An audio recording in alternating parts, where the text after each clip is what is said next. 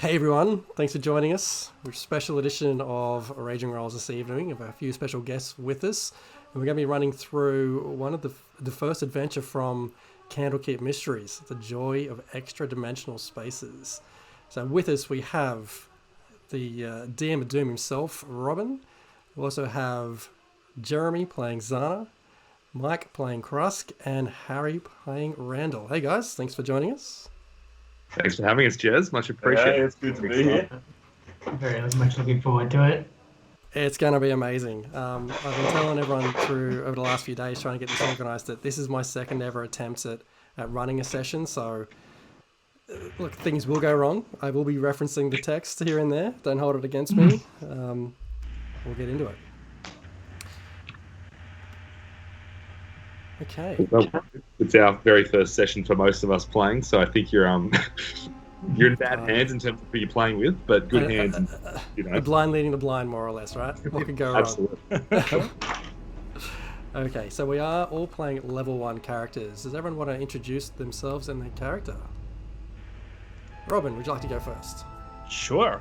Hello, everybody. Robin here. I'll be playing Humac the Human, who is a elderly wizard traveler who spends his life traveling from one place to another.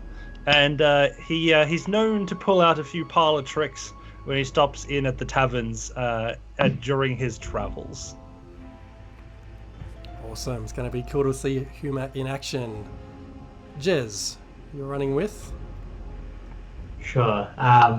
So I suppose I'm Zana, the gnome wizard, originally from Nomagren. I'm a big fan of casting fireballs, and I'm a little bit of a pyromaniac, so I'm looking forward to seeing what happens. Yeah, that's going to be interesting. How much stuff you want to try and set alight in this space, but we'll see how we go. And Michael, tell us about your Good game. evening, everyone. I am Krusk, the half-orc paladin, and I have but one goal, and that is the destruction of evil wherever it lies. When I come across evil things, I'm just filled with this rage. So if I start charging head-on into things, I don't know how well my paladin healing skills are going to come in. But as a sub-goal that I like to live by as I roam across the lands is if I find mead, I will probably be pretty happy. Sorry, did you say find mead or meat? Mead. Both. Drink. Great. And Harry, who are you rolling with today? I am the human Randall, who has unfortunately been named by his townfolk friends Randall the Vandal. A couple of unfortunate nights out and about in the city, but he's on a quest to help his friends and ultimately impress Juliet back in his hometown with tales of glory is his main goal. Excellent. Well, let's see how they fare. They may not make it back. Maybe they'll make it back. Let's find out. So, setting the scene, the four of you have found yourselves on a quest from the nearby settlement of Avonrath on the continent of Trankarsia. The crops of the settlement have withered over the past season or two. Livestock stand in the fields like stick figures, wells are drying up, and rain hasn't fallen for a long time. The local mage has concluded that the settlement is under a curse and has sent you four to seek the aid of the sage named Matreus. After some inquiries on the road and about town, you have learnt that Matreus was recently seen studying in Candlekeep. After 4 days of travel, you reach the city and gain entry to the library by offering a journal of Hector Hargraves, a renowned alchemist of the region. Ooh, and then I dropped my phone. So, you enter the Candlekeep, and you are greeted by an avowed who's running the area, running the Candlekeep area, and he says, "Hey, good day there. Well, thank you for the journal. What can I do for you today?"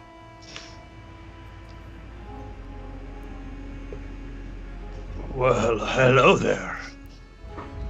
Hello there. It occurs to me that you might have some information for us. Information? This whole city is full of information. How can I help? Well, then we've found the right place, haven't we? It certainly seems like it. Who am I speaking to? My name is Humac. Humac, the human wizard. You may have heard of me. I traveled to and fro. Yeah. I've picked up this group as I've traveled. Apparently this quest for reading a book required 4 of us to go to a library. Usually I could read by myself, but the town said that I needed some assistance, and they could introduce themselves. Are you looking for a book or looking for someone? What are you looking for? How can I help? An answer. Answer? What I'm is just going to interject here, Humac. We're not just here to read books, mate. The crops they're going down. There's some evil stuff afoot. I'm here to hunt down this evil magic that's decimating the town. So I don't have time for reading. Yes. Mr. Evil Avowed and all person. that too, I'm sure. I'm sorry, and you are, sir? I'm Krusk, the destroyer of evil. Krusk, destroyer of evil. That sounds very ominous. You should get along very nicely with your Is friend. that on your birth certificate? Yes, it is on my birth certificate. Sir, we seek the wizard Matreus, Matreus. who has put a curse on our land. The wizard Matreus. Wizard. He stops to think for a little minute. He's like, you mean the sage Matreus? Yes. I can take you to him. It's all Follow the me. same. Follow me. And he leads you through the halls of the area into a small study. He's like, yes, Matreus was in here. He's in here. And he lets you enter and closes the door. And there is... It's up to you. You tell me what you do. Randall walks forward and he brandishes his sword and he says, "Speak, wizard!" There is no answer. There is empty room. I've told you can't just swing that thing at people and expect them to comply. Can I look around the room for anything suspicious? Sure, make a perception check. All right. First roll of the session. It's going to be big. Natural 20. Here it comes. Come on. It's calling it. That's 12. You do see, even though you see no Matreus, you do see a desk shuffled with papers and books all over it. And the chair is knocked on its side. Right. What are the books? What are the title of the books? Titles. As you have a look around at the book, if you have a look around at the desk, you notice a book on the desk that's called The Joy of Extradimensional Spaces. Oh, I've read that book. Oh, you have? Do you recommend it? Yeah, I would if you're into Euclidean vector spaces and going. I'm a big fan, actually. I mean, it would make my traveling a lot more simplistic if I could just pop and then pop back in, you know? The book is open to a page with another person's handwriting in written notes. Make an intelligence check, an arcana check. Sorry. Me? Yeah. Alright. I got a +5 in this, so it's going to be a 20 this time. Sure. 20. Oh, it is a 20. 25. Oh, yeah, natural 20! Woo! As you look at the book, you notice on the cover of it, there's this really... Oh, where am I getting feedback from? All good.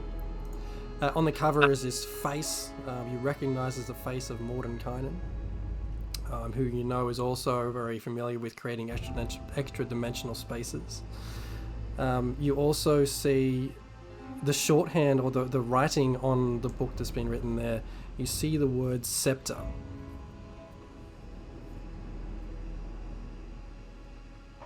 A scepter. And as you say that, Humac, this portal, this gateway just opens up in the middle of the study area. I don't know why you need a book. This seems pretty straightforward. Did we go through the portal? Seems pretty clear to me, fellas. We're going through that portal one way or another. I think smartest decision. What do you guys think? Yeah, I reckon we just jump Without off. checking. No, across I've already seen Yeah. most of the world at this point. I have very little that still impresses me, so this should be a fun time. Mm-hmm. Mm-hmm. So as you guys step through the portal, we then are transported to another dimensional space, and you're in this large, what looks to be a large mansion. The ceilings and arches are 15 feet high, and long hallway stretches out on either side of where you've ended up. Standing in the middle of this area, right in front of you, is a middle-aged man wearing grey robes. Good day, sir. Ah! How did you get here? You found the word! You found it! I Who are mean, you? yes, we are quite brilliant. Wow, you found it. You found it. You must help me discover this place. You must help me learn all its secrets. Have you ever thought of, taking a breath in between sentences? No, I'm very excited. This is a very exciting moment, seeing other people follow me through the gateway into this space. Are you the sagely sage person? I am Sage. I'm Sage Matreus, and you are? Sorry, Sage the Betrayers? Sage Matreus. Oh, right, my Matreus. apologies. Let me slow it Humac, down. and this is my crew. We all got hired. We're here to make money and grow crops. You want to grow crops? You won't find many crops. Well, be I want to growing make around other here. people grow crops for me. I'm not that much of a. And he shows his hands; they're like beautifully manicured. He's like, I'm not that much of a handyman.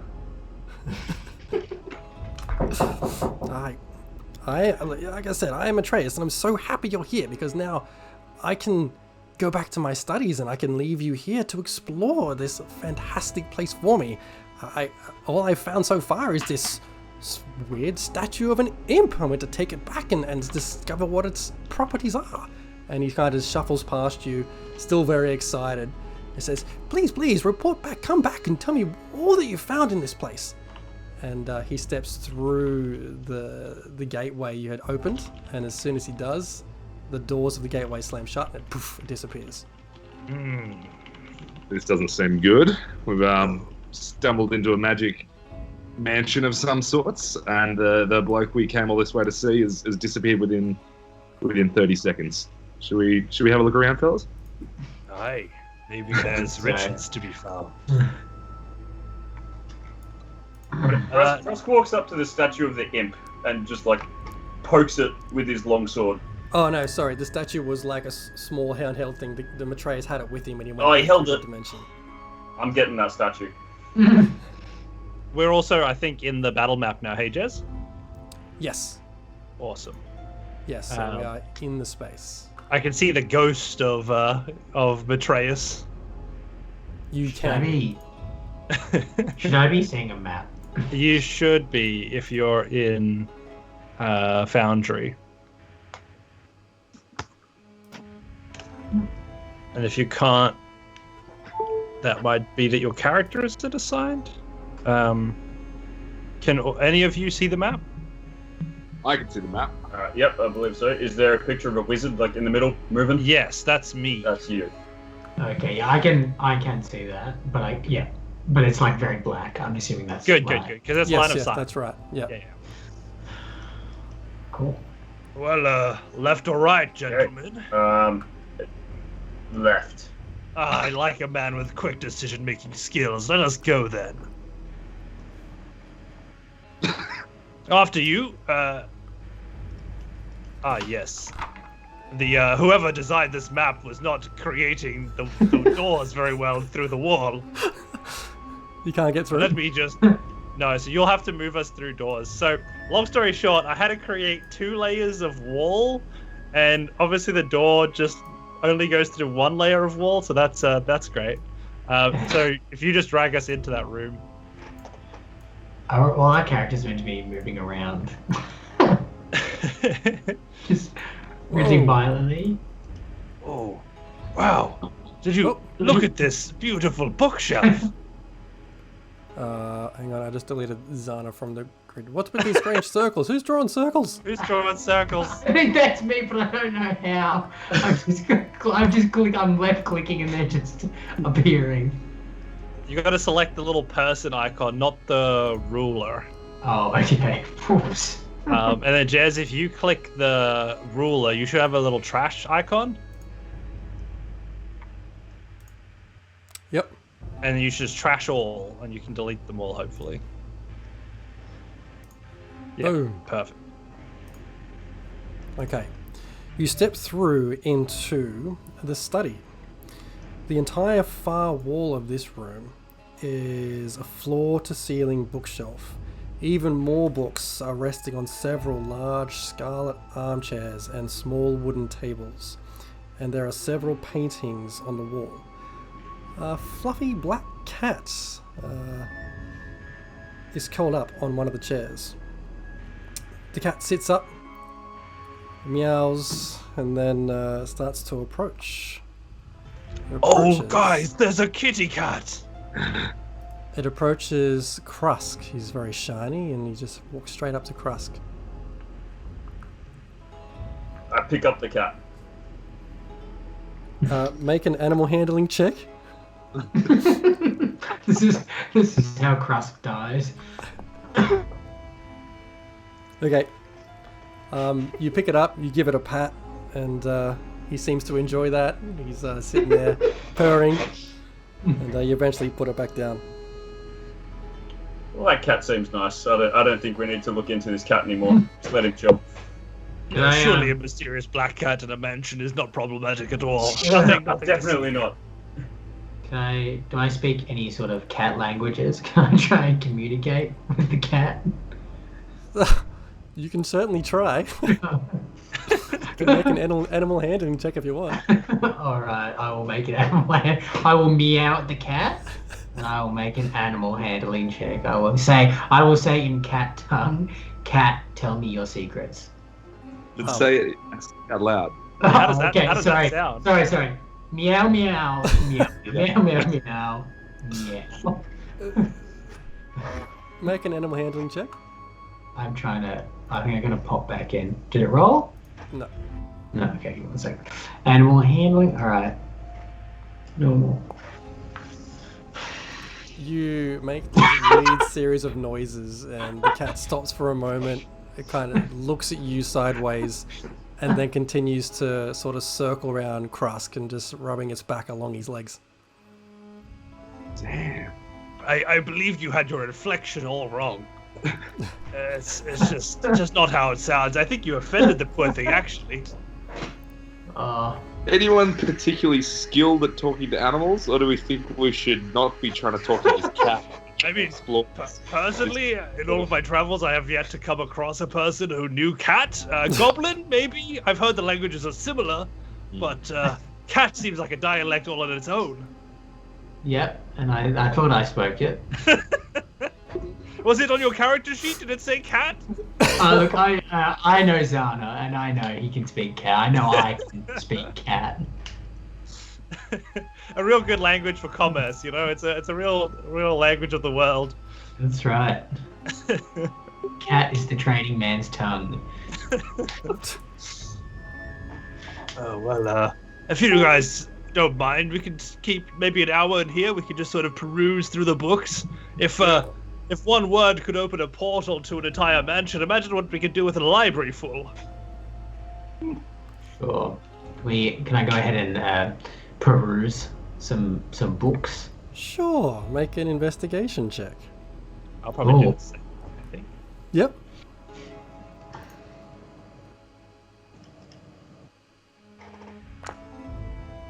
So, oh, wait, who's rolling what? Who just rolled that 15? Which 15? Oh, did I No not see one. that right? Okay. Anyway, Investigation. I just rolled the 15.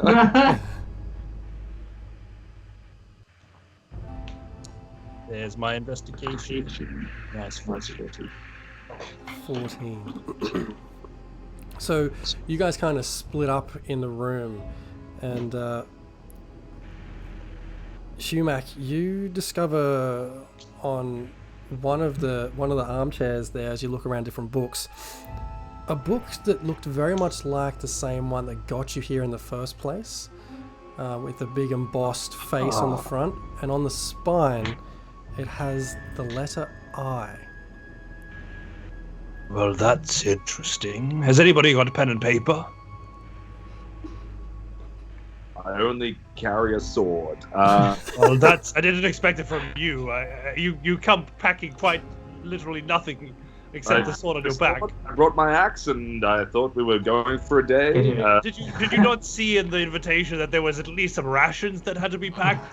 I'm starving. I hope there's some attention because My God. Honestly, the entry level for these adventures seems to just take whoever they can get. I saw a sign on the street that adventurers wanted, and I thought you guys seemed cool. All right, well, I take out my quill and I write like the letter I on my arm in like ink, so I could just like maintain the list. Like, well, you'd think that I would have paper too, but it doesn't really travel well, so I've never really kept much of it. So, as you guys continue to look around the different books, you notice that almost all the books in this space have all been written by someone named Fistandia. The most seem to be her memoirs or different kind of theories she's come up with. You continue reading and find that she was a really powerful mage as well as a priestess of Mistra, and she would often come to Candlekeep for her studies. In exchange for Fistandia's services to Candlekeep, to Mistra, she was granted the ability to create a permanent extra-dimensional mansion for her to come to when she was studying in Candlekeep. Although she wasn't a silly cucumber, and she became a little bit worried in the notes you discovered that a guest, might get trapped in this mansion. And so she's noted down that she has hidden the command word to open the portal back to Candlekeep on the spines of 7 books in the mansion. Okay, we have an eye so far. Indeed, and Humac just points to the eye written on his arm. I have it here.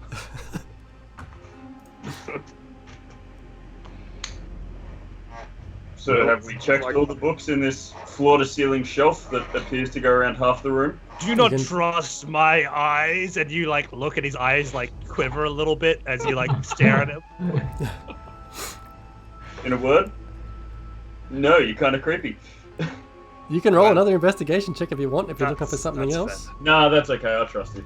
If your youthful eyes can see better than mine, go right on ahead. I will let you have a glance upon my work. Krusk just laughed a hearty laugh. Ha ha ha! Oh dear Humac, how easy it is to fool you. Toy with you. Krusk just walks out of the room. Hang on, Humac, with your roll of 14, and you continue to ruffle through different books. When you guys were discovering all this information about Fistandia, you did seem to pull a book which gave off this weird clunk and a sliding sound. Oh! And I can't figure out how to get you guys into that space. Action. Love it. With the change your selector to the people token and then the little square. There you go. So you've managed to find a secret passageway behind the paintings. Come back into this room. I think I found something. What did you say? You found something? Indeed. This painting has slidden forward, revealed by my immaculate investigation skills. Okay. Incredible. It looks like we have a staircase. Yes, Shall we venture forward? You're presented with the staircase leading downwards. Any takers? I go down the stairs. Randall jumps down the stairs. Humac walks at the back of the party as he goes into unfamiliar underground. So does Zana. Well, that was miraculous. We just sort of teleported. And you end up going down to a basement level. And there you go. Well, another door. Another door. And another hallway. All right, up or down? Somebody else can choose the next entryway.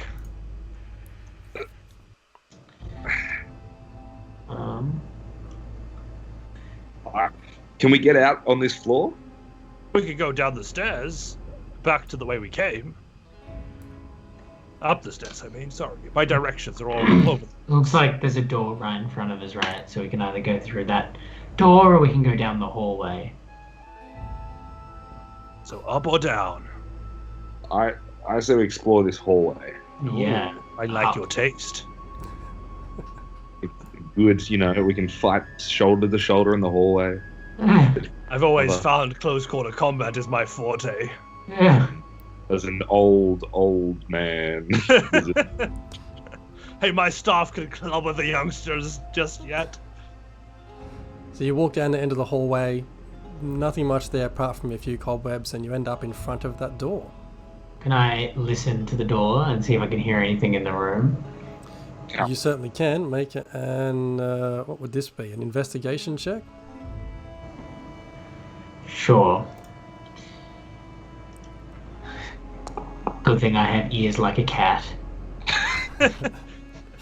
But ears like a cat, voice like a cat, apparently. You press your ears to the door, and you can't hear much apart from Krusk's armor clanking behind you. Can you quiet down, please? We're trying to listen. Oh dear, I'm terribly Unfortunate. sorry. As Krusk gets scolded for making too much noise, he whistles back to the cat upstairs and tries to beckon it down. The cat stays put.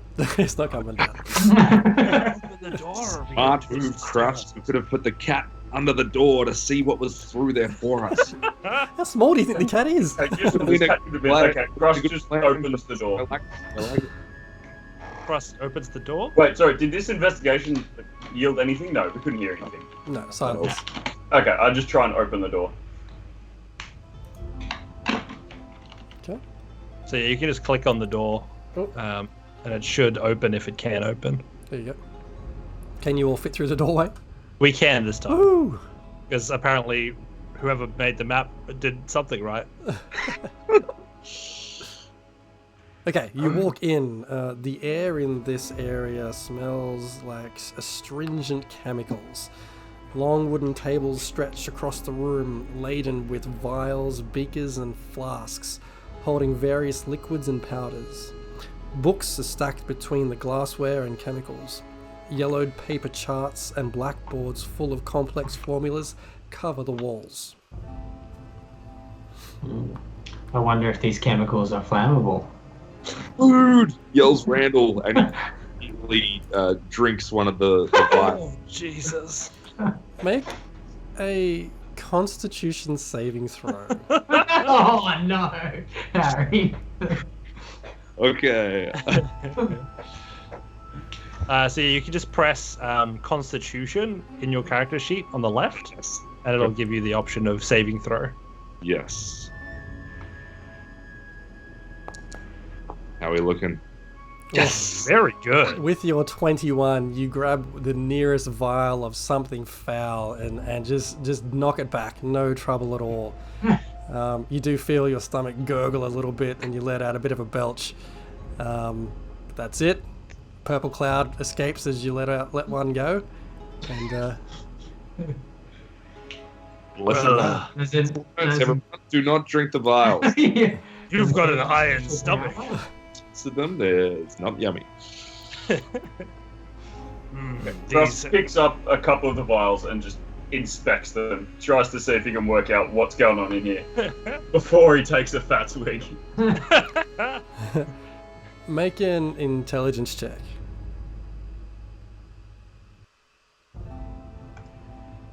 Yeah, maybe. 6. So you sort through a few different vials of things. Yeah, this one's green, this one's yellow, this one's purple. And that's about all you can ascertain. They're just different colours of goo. Amazing. I throw the blue one at the wall. You launch this blue vial at the wall, it shatters into 1,000 pieces, and this blue liquid just runs down the wall. Ah, yes, this mansion has survived for centuries, and then we've come in one night and managed to throw shit everywhere. Well, it looks like the vials aren't evil, at least. They didn't explode. Maybe you should have tried to smite them instead. You could have at least tested their propensity for evil. At any rate, are any of the books in here, do they have a letter on their spine? And Humac is going to investigate the books to see if there's another one of those pages. Is that sure? Yeah, make an investigation check. Sure. 12. As you continue to search around, you do see another one of those embossed books on the spine. It's propped up against a speaker, large A speaker? beaker, not a speaker, a Hell large yeah, beaker. they pump some tunes while they do their chemical reactions. And you can see the letter B on the spine. Ah, yes, Ib. Ib. Yes, it's coming together now.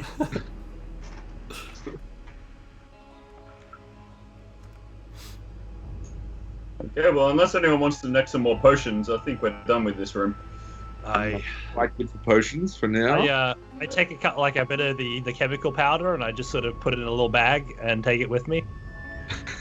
Yeah, you wizards always collecting your powders. Ah, yes, a little component here, a little component there. You never know when you might need it.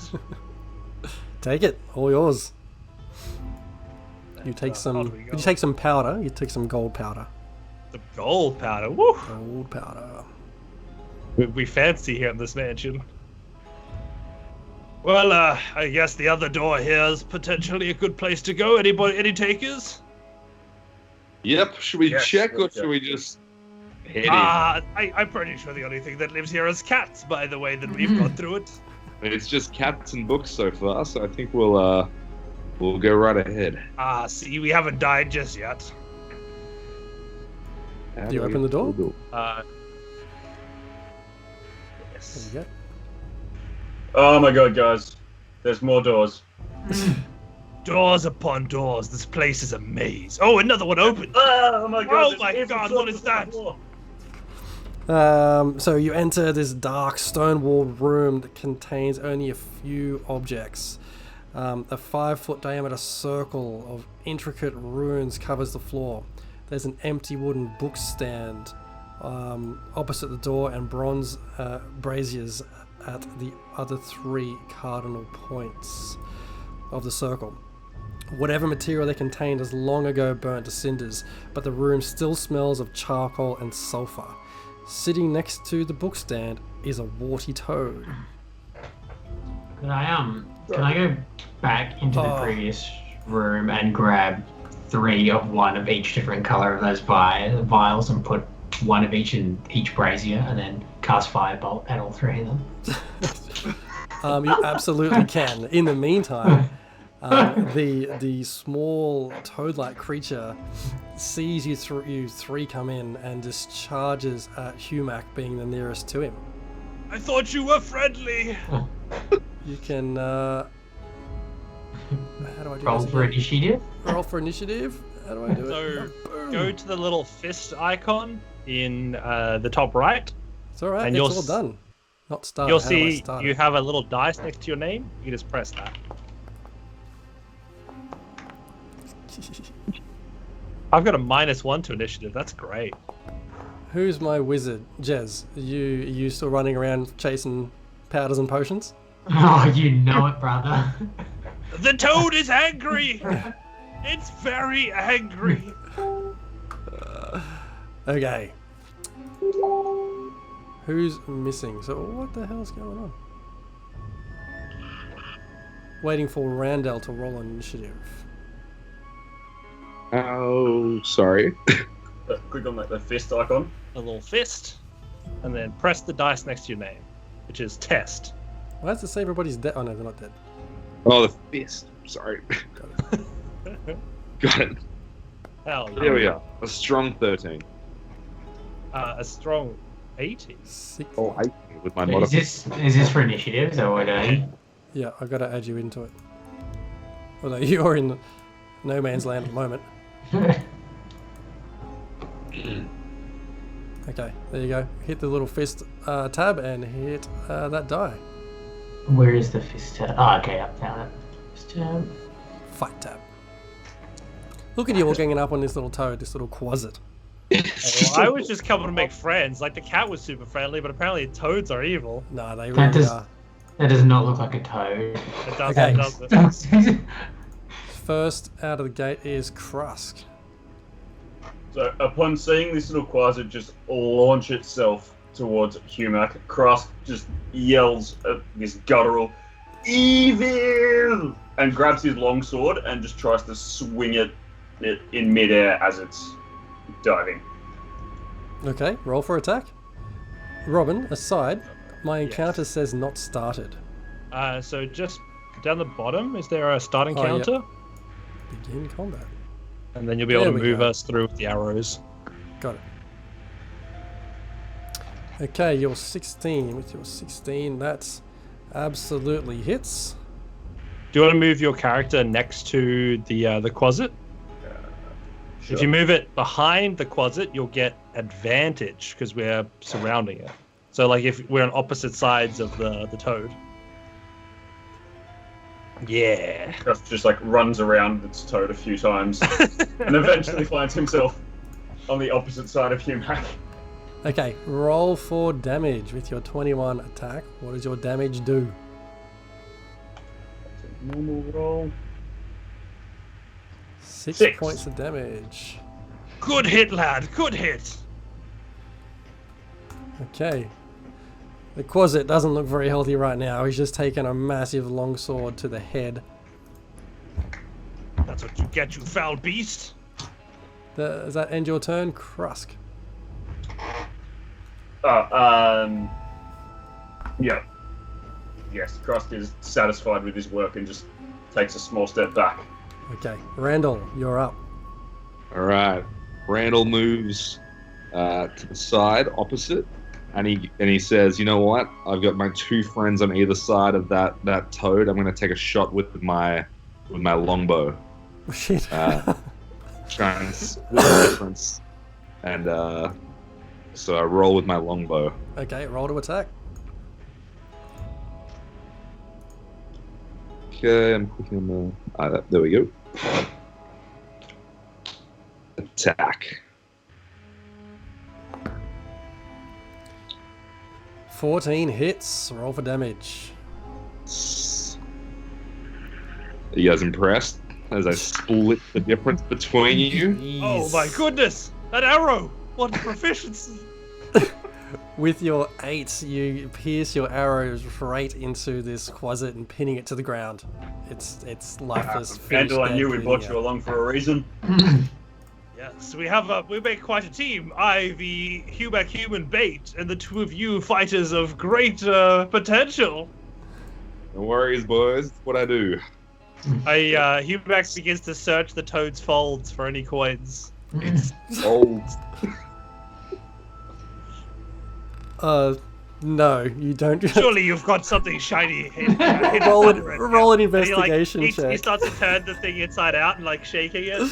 Roll investigation check. Mac. Madness. Oh, that's intimidation. I don't think I'm going to intimidate gold falling out. 14. You pick up this quasit by like ripping it out of the arrow out of it, and you kind of shake it by its legs, but all you see come out is guts and gizzards and innards. Ah, yes. More components for my component pouch. What a marvelous find. This is going to be a great day for my wizarding. Alright, well, let's see what else will kill us in here. So have I collected my Oh, yes. vials and I've powders collected by this whatever point? your what do you want? 3 vials? Yeah, 3 vials of 3 different colors. Yeah, take them. All yours. Alright. Cool, and then I'm gonna go back into this room and I'm gonna put one in each brazier. Thanks for coming to the fight, Zana. We just killed a very frightening frog while you were out of the room. I was that's quite the good. demanding tank. Actually died.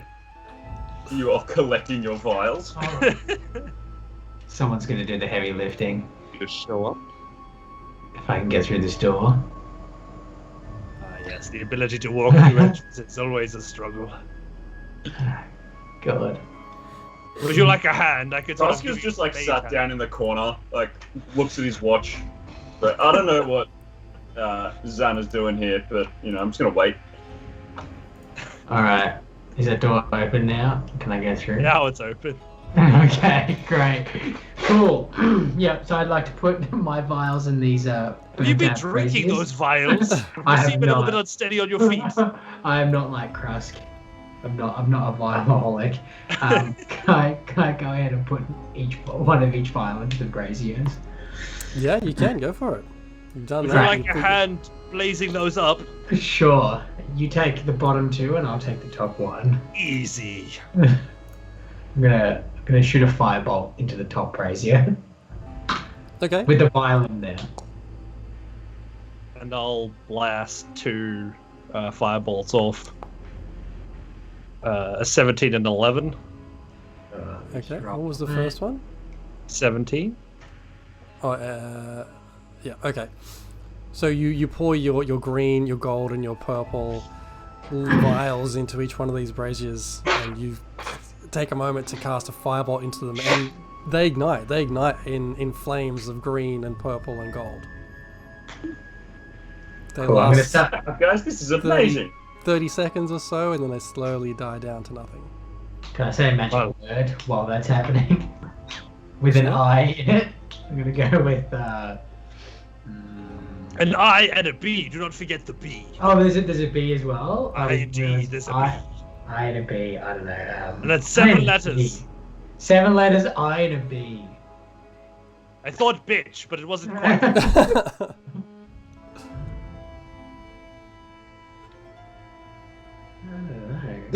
Just Anybody bring the thesaurus? Alright. P-E-B-B-L-E. Oh, that's what? Pebbles. Where's the I in pebbles? Oh, shit. What's it gonna Maybe we'll be? come back to this once you've sort of had some time to think about words for a while. Yeah, what's gonna P and an I in it? It's 7 letters. Krusk stands up from his corner and looks around and a bit confused. He's like, what are you talking about? So, 7 letters is a word which we need to escape. We read about it in Festandia's writings. We found 2 of the books so far, which had an I and a B on the spines. If we can figure out the full 7 letters and how they fit together, with an I and a B in the word, then we might just be able to escape the place. I just realized it's an I and a B. I thought it was a P and a P. we continue to explore the mansion. Would you like me to write them on your arm as well? It's very convenient. It's okay. I and a B. 7 letters.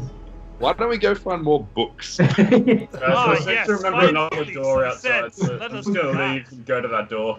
Almost every room we've gone to has a book, so let's the rooms. So if I just start shouting out random words, it's like a potential that the the thing with the door, the portal will open. Oh my back. god, not another thing! So you enter this next space, and it smells of alcohol and brine that permeate the room. Glass vessels, large and small, stand in rows along the floor and on the tables, ranging from 1 foot to 6 feet tall. Inside each vessel is the body of a creature floating in clear liquid. 1 4-foot container is missing its lid and has no occupant. I'm looking at the getting very hungry, but I learned my lesson the first time around. I will not eat any of the vials. Team, I don't mean to be alarmist. A, there's no book in here. B, if that lid's open, I do not want to be in the same room as whatever escaped from that. Well, we may have just killed it. Do you think Oh, it you was might the be right. frog? Actually. That does check out. How large is this coffin thing? Coffin? Whatever it is. What is it, a coffin? Did you say a coffin? What room are you in, Zano? You said there's a lid and something got out of it. I'm just assuming coffin. Doesn't mean- Coffin. Container, not a coffin. Oh, a coffin. I'm imagining, container. like those cloning chambers. They have like the liquid that like floats in that like cylinder chambers. That's what I'm imagining. Yeah. Oh, okay. What's this purple thing we're seeing in the corner here? Ignore that. It looks like an enemy. It's just Hey, a Jez, spider you hanging can out actually, in the corner. if you click on the thing you want to be invisible, you can actually on the It's top done. right. You just Beautiful. did. Okay. What are you well. talking about? There's nothing there. Just Can a I- jar. It's just a Can jar. I investigate the room? Have we done that? Did we investigate it? You can Can I investigate investigate the room. this? Absolutely. Wait, the container. All right. The container, yes. I'll investigate the container. If a face hugger jumps out, I'll be pretty upset. All right, here's the big 20. Natural 20. So from some of the books you were reading upstairs in the study, you understand that Festandia considered herself to be really knowledgeable and natural philosopher. She collected lots of rare specimens to study, and she kept lots of examples of them here. The collection you're looking at includes things like a cockatrice, a flumph, a giant fire beetle, a small grell, myconid sprout, a pseudo dragon, 4 severed hands in the same jar, and a slard tadpole.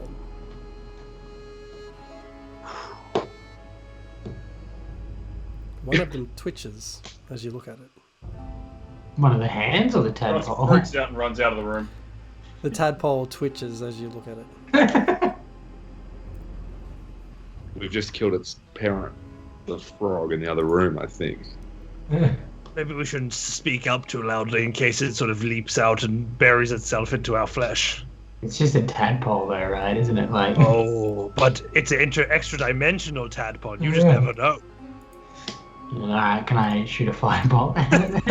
You can certainly roll for All attack. right, let's go. I mean, that's one way to deal with all of our problems. Throw fire, ask questions later. It's my motto in life. Roll for attack. Here comes a 20. With your 19. 24 glass jar containing the tadpole just it shatters. The tadpole drops to the ground and comes charging towards you. What? But do I roll for damage though? Do I? Because it hit it, right? Or is it Sorry, just a... let's assume that was a damage. Oh, okay, alright. Roll for initiative.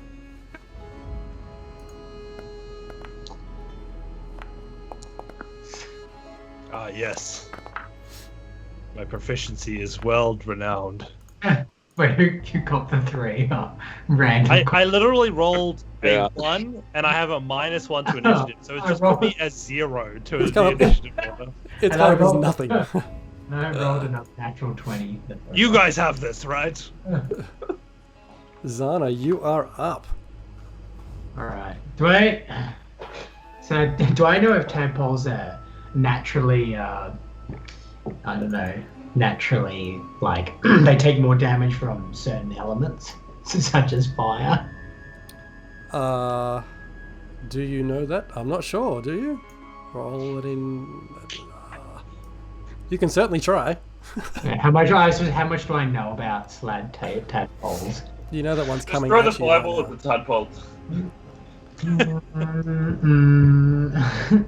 I mean, stepping on it's probably going to kill the thing. Like, I don't think we need to Alright, worry too much about it. I'll attack it with a fireball. I just imagine, like, you in real life sitting, like, next to a pond being like, I wonder if I throw, like, a fire blast at it, whether it would be susceptible. You know, I wonder if I light a match and throw it at it, will it be susceptible? What would be the outcome? What a curious thing to ponder. 14 hits, roll for damage. Where is the damage? Is it a D20 or is it something else? Hit the damage button in the chat under your firebolt. Do I? Wait, public roll? What am I looking at here? Up a There little should be bit like further. the text of a firebolt. Oh, yeah. Okay, yeah. So it's attack, no damage, yeah. Okay. Yep. Well, crit hit, normal.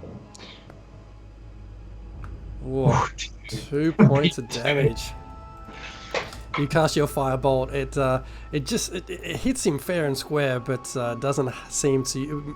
You didn't quite manage to fully form the right fireball on your hand. Its completion. So you did hit it, but not the full. Give me impact 6 you were seconds trying. and I'll give it a go.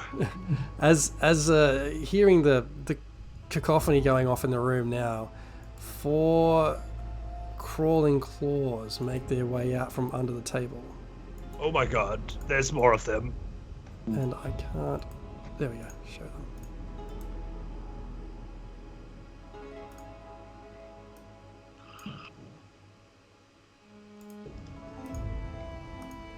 Oh. And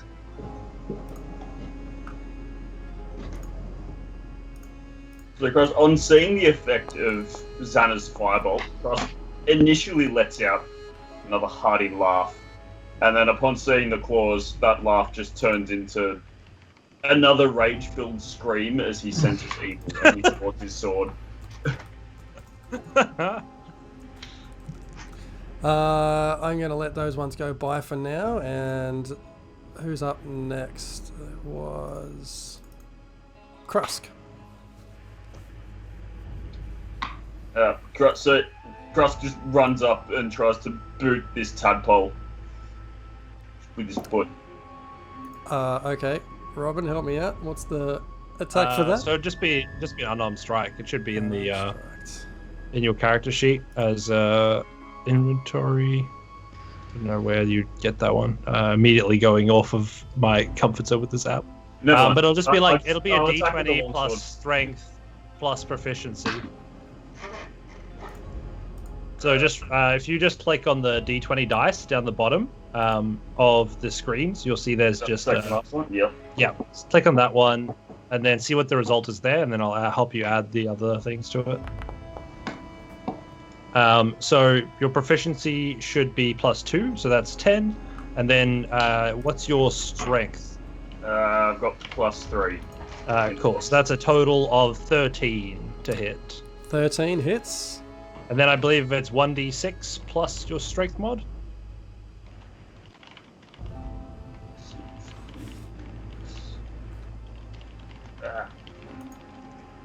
Nope, that's a D8. That would have been not too bad. But yeah, just hit that 6 and then you should be good. Go. And what about just plus strength? Yeah, so it'll just be a +2. Super.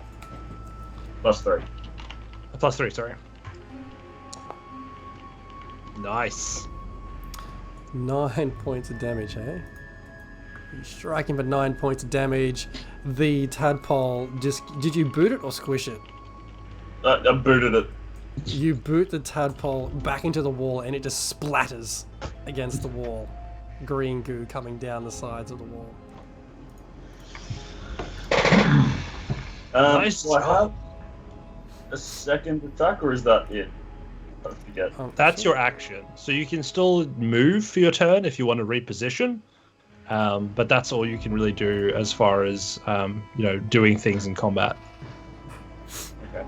I just take a couple steps back away from these hands as they crawl out on the floor. Okay. And that's me. The slad tadpole is now dead. Robin, when I'm looking at the encounter list of things, I have obviously 4 crawling claws. How do I know which is which? If you hover over one in the combat, you'll see it puts a red outline onto the one that it's actually referring to. I think I've got it. Okay, got it. So, one of the claws does start to creep out from underneath the table there, and it makes its way towards Randall.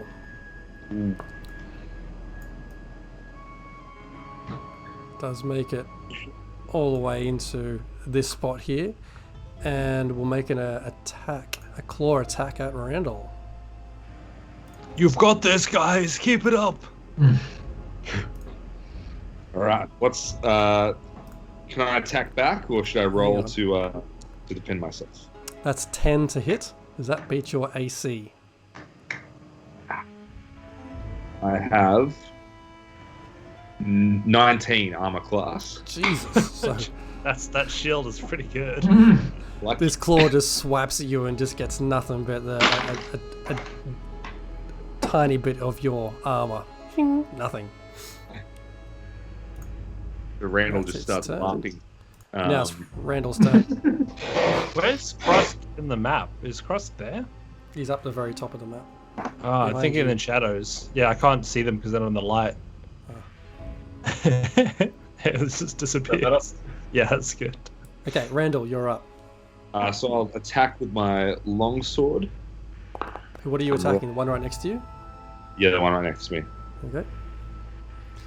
That's 19. 19 hits. Nice. And then roll for damage. Yep. 6. You take your longsword down on top of this creepy hand and just splinter it in two, and it goes limp. Yes. Alright, and the others are quite close to me, but I'm gonna stay where I am in front of the team because they've got my big shield. I truly never thought that somebody could hold up 2.5 fingers, but you've proven that today it is possible. And Humac, it's your turn. Well, let me show you youngsters how the old wizard handles things. And he prepares, and you can see the firebolt sort of forming in his hand as he unleashes it to the closest hand on the big table. Okay. And he rolls the attack. A 11 to hit. 11 doesn't hit. You throw your fire towards the hand, but the hand, being just a little bit too small, manages to get just out of the way before you hit it. A lesson to you young folk. Sometimes it's about the principle of the thing, not necessarily how well it's executed. Are you staying put or moving anywhere? I'm just going to stay here behind the three of you. You guys got this, right? Zana, you're up. So is there only one hand alive? Is that this hand right here in the There corner? are 3 hands alive. Really? Mm-hmm. Can I just not see them on my map? Cool. Is there one in front of me that's alive? In the far right, if you can move your. Oh yeah, cool. Gotcha. All right, I'm gonna shoot a firebolt at the hand on, I suppose, to my character's left. Okay, one between the 2 tables? Yes. No, not that one. The No, other sorry, left. other one. One that just got Yeah. attacked. Okay, yep, Yeah, sure. I'm gonna hit it with a firebolt.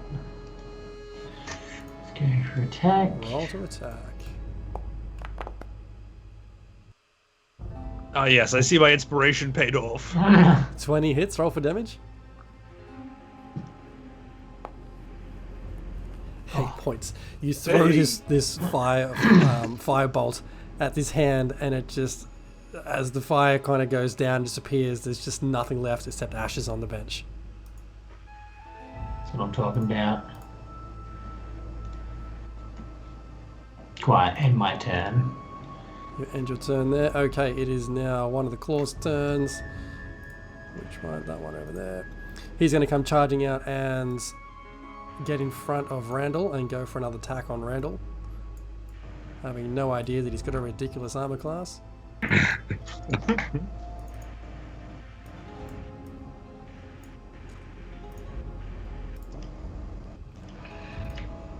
That is 17 to hit. Drats. It's a great roll. close. Did not quite get there. Okay, Just that bounce ends block. his turn, and the final claw is going to come charging out. 1, Can't believe you have 19 armor class. How many hit points do you have? 12. 4. 12. All right, it's better than my 8 hit points and 11 armor class. I reckon I could trip on a rock and I'd die. Yeah, I like one of the first games I ever played. I was playing in this Adventurers League game, and I walked into a room, and we all lined up like as we were entering the room, and immediately a wizard just cast like a lightning bolt through us all. And after this big adventure, me spending 2 hours trying to get here, I died in a single spell. Yeah. I was like, well, that was great. Love being a level 1 wizard. One of my friends actually did die as a level 1 wizard by hitting a rock, tripping and dying. Oh God. Because he had really terrible rolls, so he had like no constitution, really low hit points, and he just hit a rock. That was it. The claw gets close enough to Randall and attempts another strike. This second claw. Come on, natural 20. 3, Yep, that's it. 6. That's not gonna do it. And that ends his turn. It is now Krusk's turn.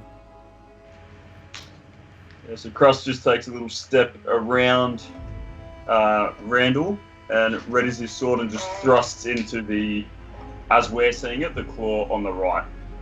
So the one that I've just stepped in front of. Roll for attack. Longsword.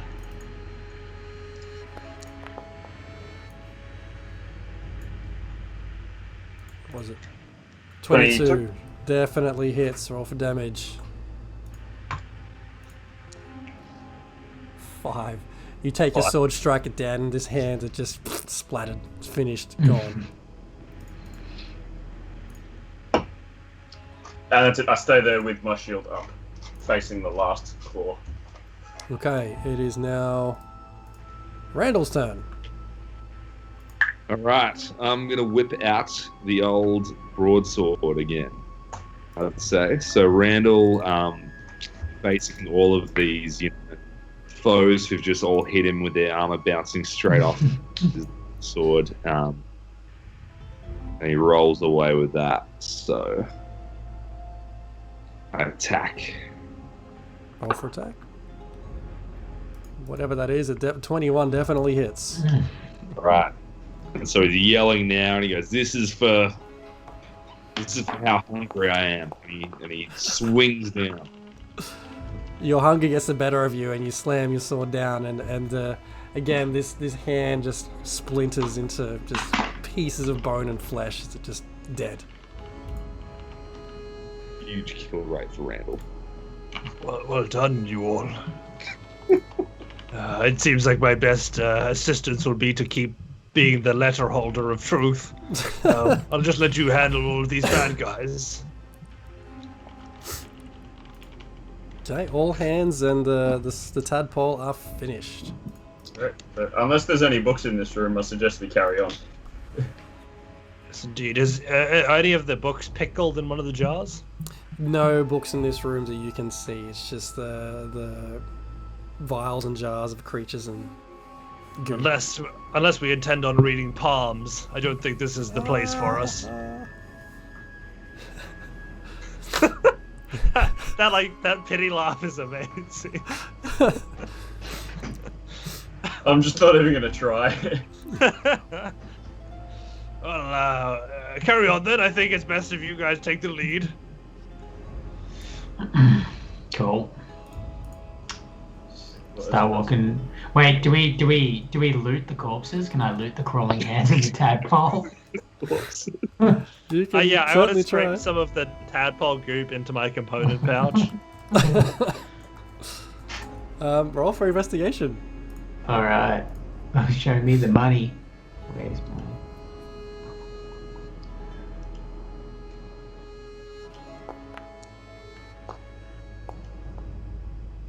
Okay, so Humac again just picks up one of the hands, shakes it around, nothing. Picks up another one, notices that all the flesh that was on it just slides straight off, and it's just left with just the bone sitting there. You required a bone finger. Zana, Is it the middle finger bone? Absolutely. Oh, hell yeah. Zana, you try to pick up the hands, but as you try to, the ones you try to grab, they just kind of turn to mush and disintegrate through your hands as you try to pick it up. Great. Right. Well, I think because I've sort of didn't do as much of the combat as I would have liked, I will offer. Does anybody else want this bone? Good for now, mate. I'm interested. All right. Well, don't say that Humac the human never reached out and tried to offer some share of the loot. And you're getting all the loot, you're doing none of the work, so let's just, you know. It's honestly been the way I've gotten through life. Nothing really has changed here. All right, where are you going next? All right. It seems like this room is a dead end, so I think we're going to carry on back out from the way we came. Is that going to plan out? Krusk just yells out, I'm pretty sure we're done down here. I think we should head back upstairs. Nice. Can't get through this door. It's not letting me. If only the magic that transported us here in the first place would activate. If only. I've got to get one of the wizards back to the other spot, though. Maybe if we pray, we can get it to happen. There we go. I'm out. Pray We're hard. good. Oh, Mansion Watcher, if you're listening, let us teleport back to the room of the library. Oh my goodness, in fact. And you find yourself back at the top of the staircase behind the secret wall. But damn it, the painting has slid across it again. We're stuck in this place. Oh, really? Oh, man. Yeah, you have to drag us into the other room again. Yeah. Ha! Again. What magics? Hello, I am. Oh, I that's like to one. move across the map. Is the cat still just chilling in this chair, or? No, the cat has gone. Ah. I can't Stuck. unselect everyone. Press escape.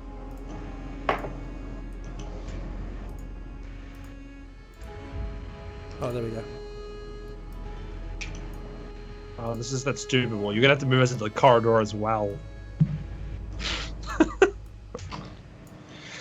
How do I move to click on a different part of the map to get my camera to go there? You can zoom out with the mouse wheel, and you can right click and drag the map. Ah, okay. Yep, I gotcha. There Okay, we you're go. back in the main hallway facing what was the doors. There are 2 double doors there, and that's where you came from. Any guesses at the word to get us out of here? We've had some time to think about it.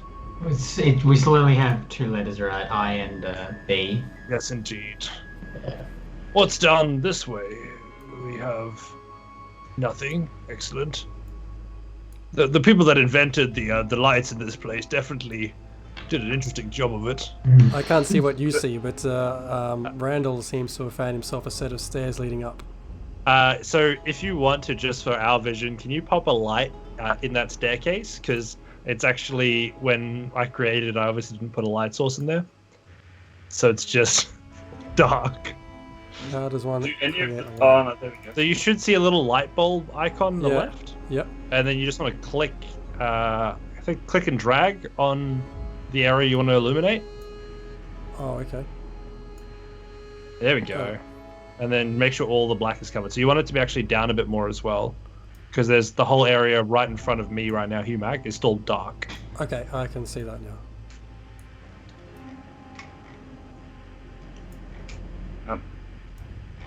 So Krusk just calls to the others, says, guys, I peeked through this door, and there's things on the other side that probably want to fight, and I kind of want to fight them.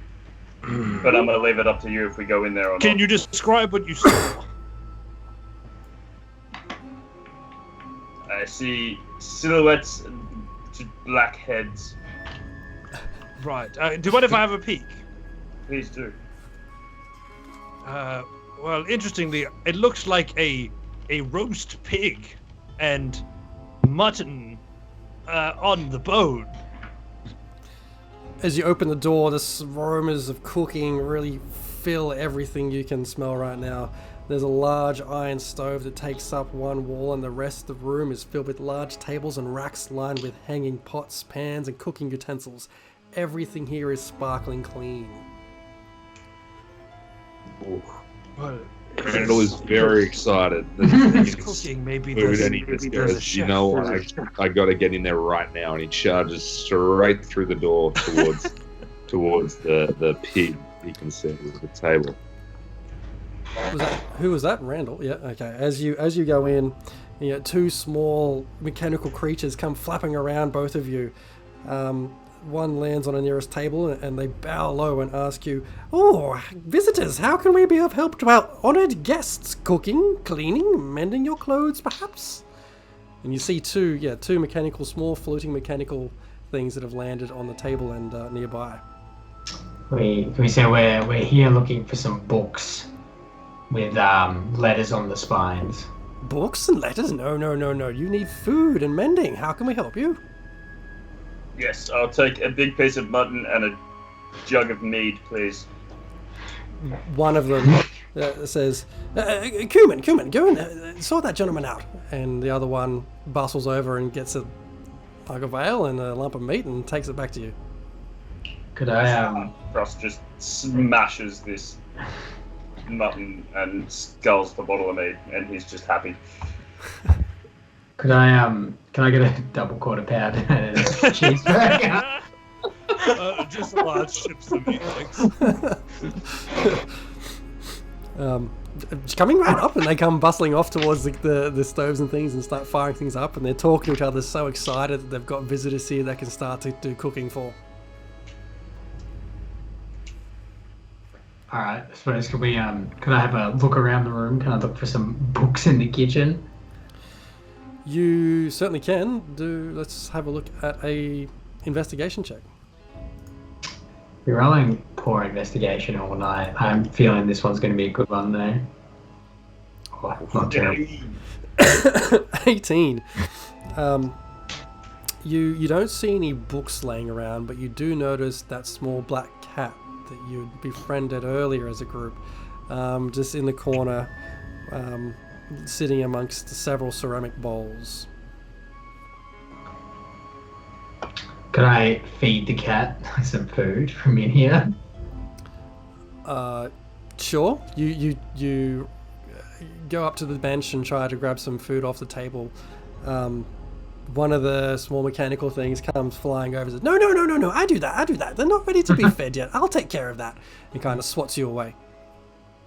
Right, okay. So I could try to speak to the cat again, but I don't know how effective that would be.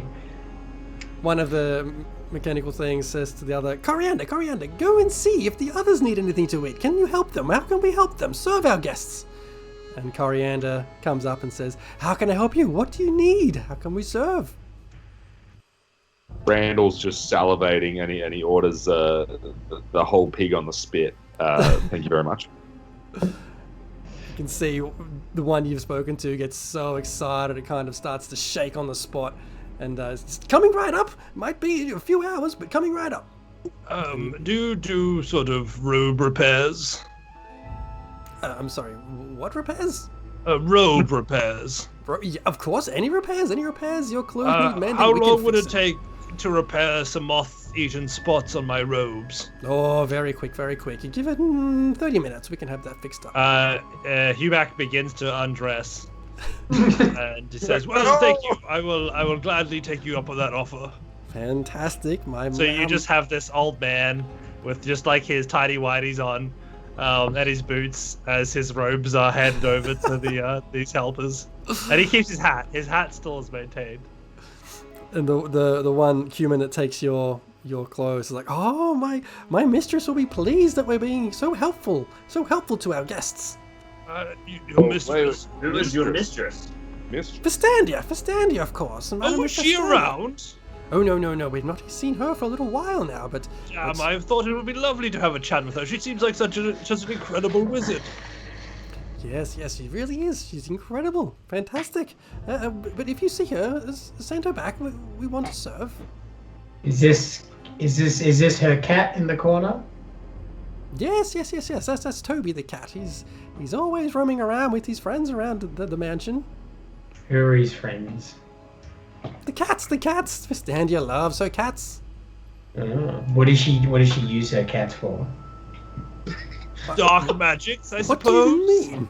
Well, No, what no, is their no. purpose? Are they Well- friend cats? Are they stew cats? What sort of cats are they? Generally, from what I've seen, she likes to pet them while she's reading. Are they magical? No, they're cats. That doesn't mean they can't be magical. Have you seen one of them cast a spell? Cuban looks toward Coriander.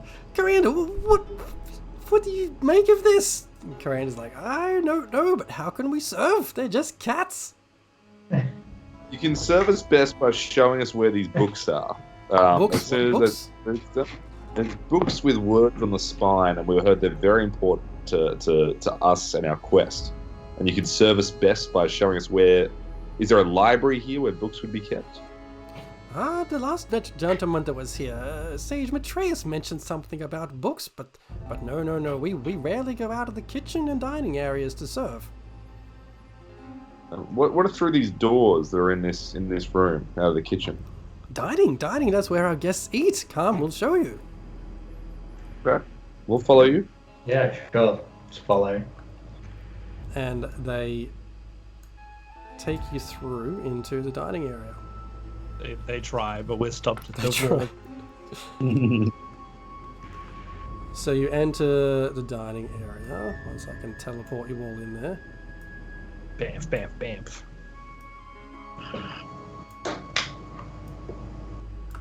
Oh, come on.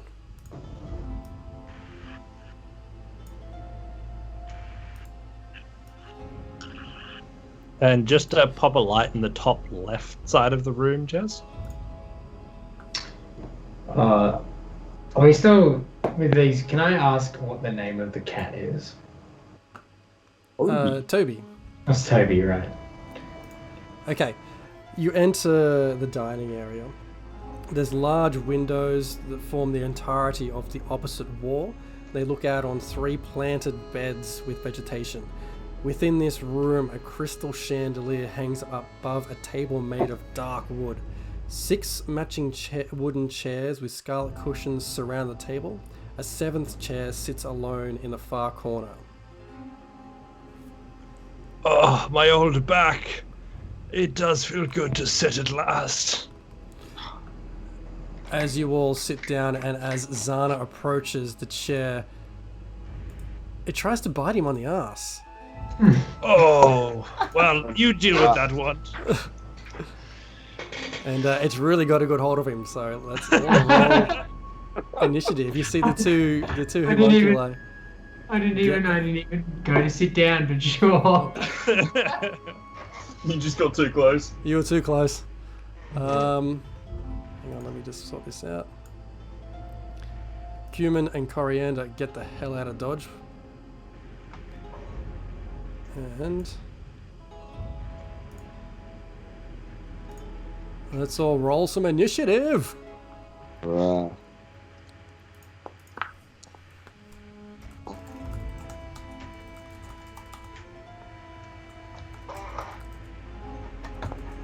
It's not very good.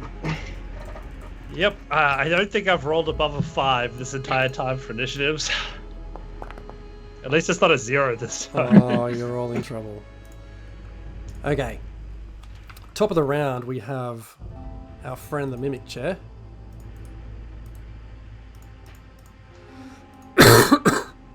He's going to try and attack Zana, who's right next to him.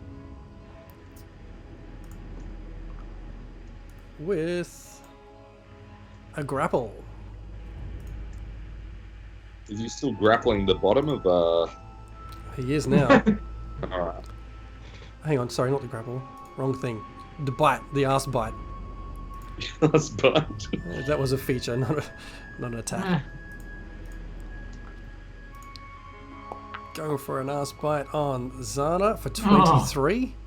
Yes, that hits.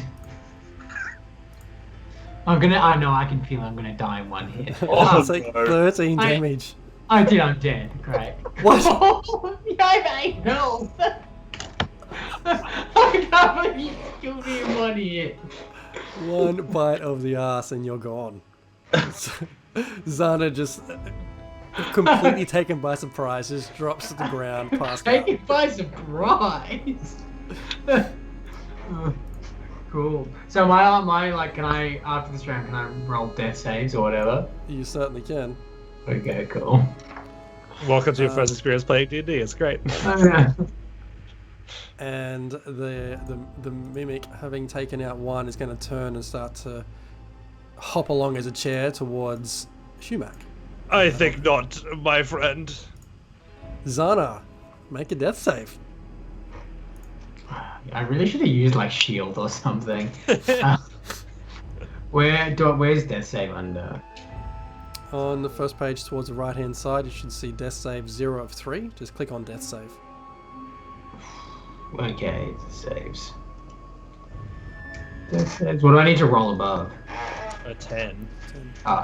Easy. That's 12. marked There as we go. one save. Next up, we have Krusk. And then Randall after that. Krusk leaps up onto the table, takes 2 big steps over it, and plops down with his longsword. Just tries to drive it straight through the top of the mimic. Excellent. Roll for attack.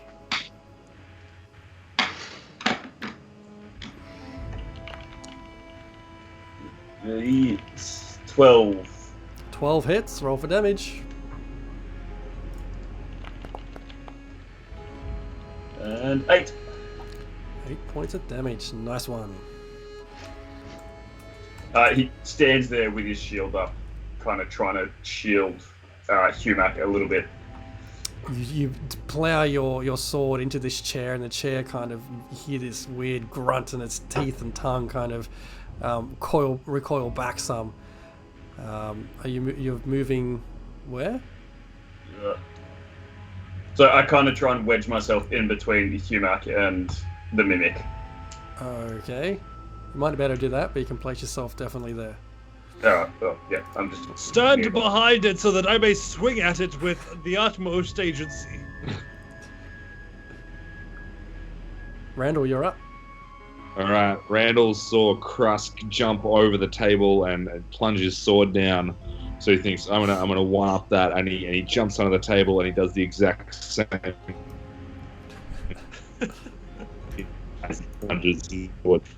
So I roll to attack with my... 16 will hit. Alright. Damage. Oh, big 11. Very good. Mimic taking a good beating here. He's not quite sure where to turn to now, being completely surrounded by people who want to cause him harm. Humac, you're up. As much as I really enjoy hanging out here, I'm going to go, and you all see Humac disappear from the space that he was occupying, and just reappears on the opposite side of the table, and says, "Well, you look a lot less threatening from over here." And then I'm just going to blast it with a mind sliver. So please let it make a int saving throw, please. Alright, now you've got me. How do I do that from a monster standpoint? So you should be able to actually... Oh, got it. Yeah. Look at that. Krusk is just dumbfounded and stares rapidly back and forth between where he was and where he now is. Sorry. Well, damn you, intelligent creature! I cannot penetrate the deep unknown of your mind. You hear this mimic start to give off some weird guttural laugh. His tongue starting to loll out between But I would argue that anything seeing a flabby old man teleport across the room would take psychic damage. Not this mimic. That your turn done? Yes, sorry. Yes. Alright. Back to the mimic, being surrounded now. He's looking at Randall there, right in front of him, and just going to have another bite straight away.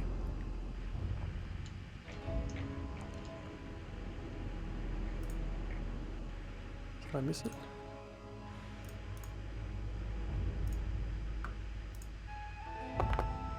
Attack against Randall for 13. That's not going to hit. Yeah. Like, What?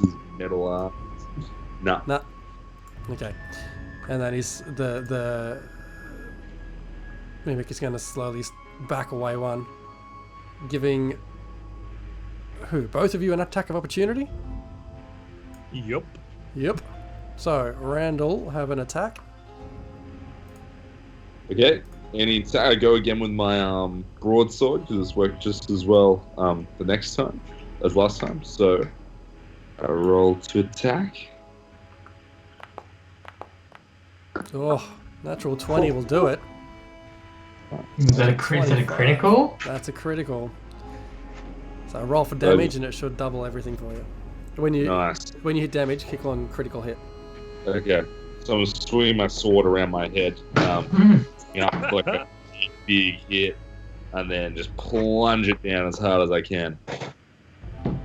Oh, For 10 points of damage. Nice one. Doing a helicopter with your sword. You land it down right on top of the Mimic. You know it's hurting him. That's for sure. I feel like I should just pull out those little pom-pom things and just start cheering you. I feel like that's my best use of this. And Krusk gets attack of opportunity too. So Krusk, just utterly inspired by Randall's amazing effort, just goes for a giant overhead swing and just attempts to slam down into this Mimic again. 13 will hit. Roll for damage. Oh god. And 11.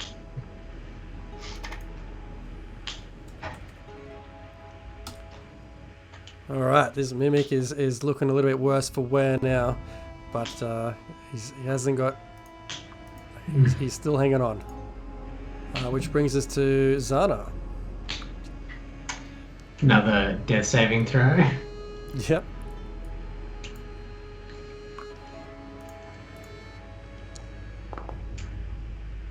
Saves. Great. My back alive on 1 health now. Nope. One more. I'm gonna get 3. Oh, I thought it was 2. I thought it was best. Three deaths or 3 saves. Krusk, back to you.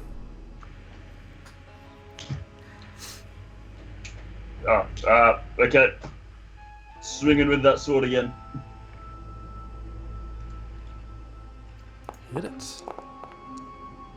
Yeah, 17 will hit. For 9. Cool, you bring around your sword again, trying to take off one of the legs of the chair. Don't quite make it through the entire leg, but this Mimic is now, if it could, it's limping. Are you staying put or moving anywhere? Yeah, no, I'll stay put. That's good. Okay, Randall. Alright, Randall goes once again with the long sword. He's having a good time with that, so he tries to kind of slide in on his knees, like a running slide from where he is, and like chop real low at the legs of the table. You slide in, and you mistime it and end up sliding straight underneath the Mimic. Damn it. Staying put or moving anywhere? Maybe don't do that. I will now. I'm kind of like embarrassed, so I just kind of move a bit further back away from the Mimic and kind of hang my head in shame after that effort. I say, "Come on, you guys have got this." I can't take all the kills. Just Thank you for the past encouragement. walking past the unconscious body of Xena on the ground there. No worries. Humac, you're up. After that incredible speech, I think I might. I was going to sort of just use my turn to cheer, but now I think I might try one more fireball. See if my old bones have it in them.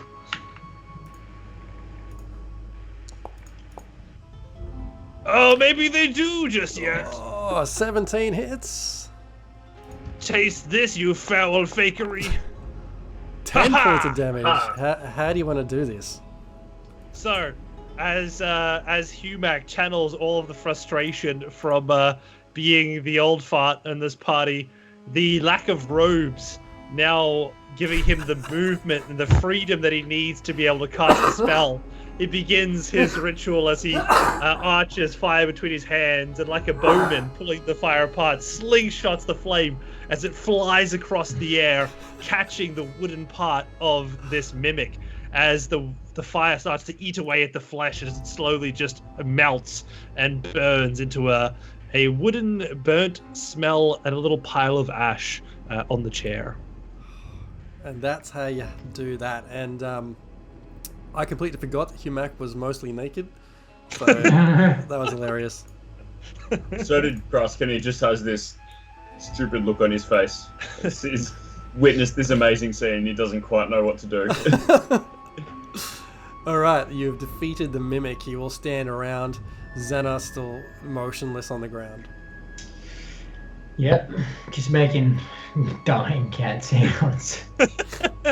Does anybody know how to sort of bring someone back from the brink?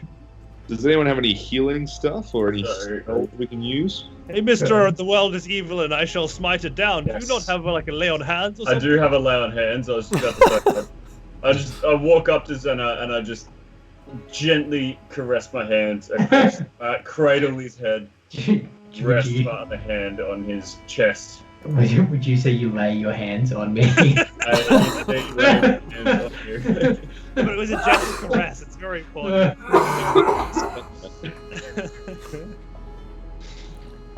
What does that do? Does that bring him back? Or So is that how does...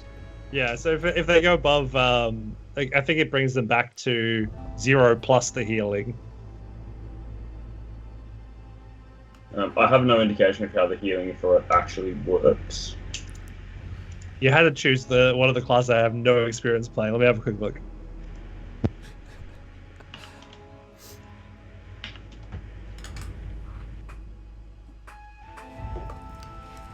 Let's all find out, shall we?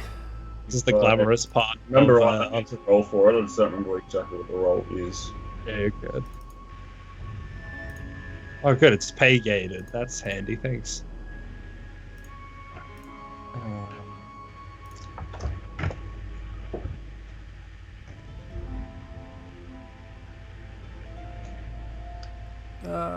They gain an additional hit point equal to your charisma modifier.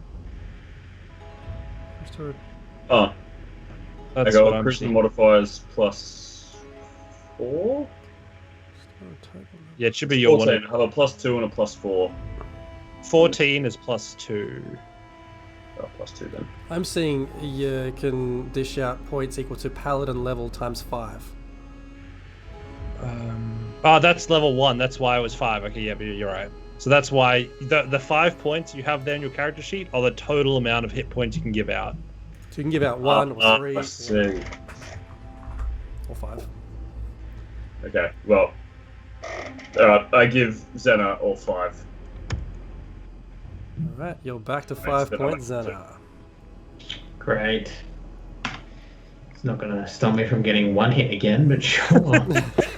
Well, 5 hit points for level 1 wizard is almost full health. That's great.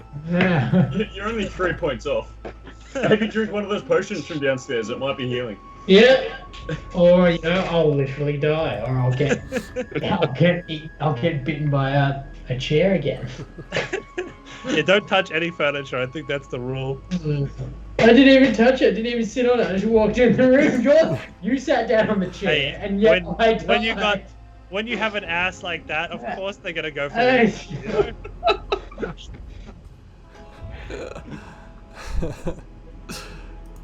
Alright, what are you doing? Alright. I feel like I remember there being some stairs going up earlier in this hallway. I think maybe we should head over there. Should we look around in here for some books first? Maybe we could all have a bit of a short rest while we're sitting around. I hear the Macca's chips are on their way. Or that. Those Short rest? pesky mechanical people led us into here and said it was kind of safe, so I might have a go at them. I mean, feel free. I mean, I've always found that yelling at the wait staff really helps you accomplish your goals. So are we having a short rest in here or pushing on? So mechanically, a short rest gives a few classes the ability to regain some spell slots. It also helps if you did want to use one of your hit dice, you can use it to heal in a short rest. So because we're all just level 1, it is the only dice we have, so we can basically use it once to heal. And the only other healing we have is as fighters. You also have a second wind ability that you can use to heal in the middle of combat. So you can choose if you want to use that now or whether we want to wait and maybe have a break later if we need to heal up then. Has anyone else lost health? No one has lost health but me. Yeah, probably don't need to take a short rest then. Oh, fine. My old bones can carry on. What we will do there, though, is have a 10-minute just bio break. IRL short rest. IRL short rest. 10 minutes, back at 10:20, and we'll see if we can get this wrapped up. Awesome. Alright, sounds good. Right, back shortly, everyone. Welcome back, everyone. Second half of our one-shot into the joy of extra-dimensional spaces, Candlekeep Mysteries. First one-shot out of the book. We've just defeated a mimic in the dining room here, and we're here now back in the action. Wait and see what our party does next. This breeze on my nipples is getting a little bit unpleasant. I wonder how they're faring with my clothes. As you say that, just as you finish that sentence, Cumin the homunculus comes charging through with your robes like, Sir, here, all fixed. No more moth holes. Thank you. And Humac tries them on. How do they fit? Are they pristine? Oh, they look like they've been to the dry cleaners. They are. You couldn't tell where the holes have been fixed up. The colouring is perfect. There's no stains. It's like it's just fresh out of the oven. I love that you've somehow captured some warmth in this, like it's been through a drying cycle. I have to say, if I find Festandia, the first thing I will tell her is that you have been absolutely incredible to us. Oh my gosh, sir, your graciousness will not go unnoticed. Thank you very much. And then the other one, Coriander comes charging through, and who was it who ordered the roast, the spit pig? The pig on the spit was for me, thank you very much. He comes looking around with like just carrying this small pig in its arms, like, here, so your suckling pig, roasted. It's hot. Randall takes off the spit it's on, and he kind of unhinges his jaw like a snake might, and he just kind of crunches it up together and slowly kind of pushes it down his throat in one big piece, then lets out a big burp. Goes, that was very, very good. Thank you, sir. I forgive you for the chair. The homunculus slowly sort of backs away, looking really concerned, like, oh, what are you? And then scoots back into the kitchen. The other one scoots back into the kitchen also. Mac, those robes look good, but they do seem to have shrunk quite a bit. I don't remember them being above your knee before. Well, I've always wanted. It's hard to really say, but I've thought I've had marvelous lower legs. And for some reason, they've just nailed it. Don't you think? And he sort of flexes his wrinkly calves. It's like, what do you think? Shield my eyes. Yeah, the glory is too much for some. Right, should we continue exploring this mansion here to try and find this magical word to get us out? Did we ever find out how we actually, where we have to say the words?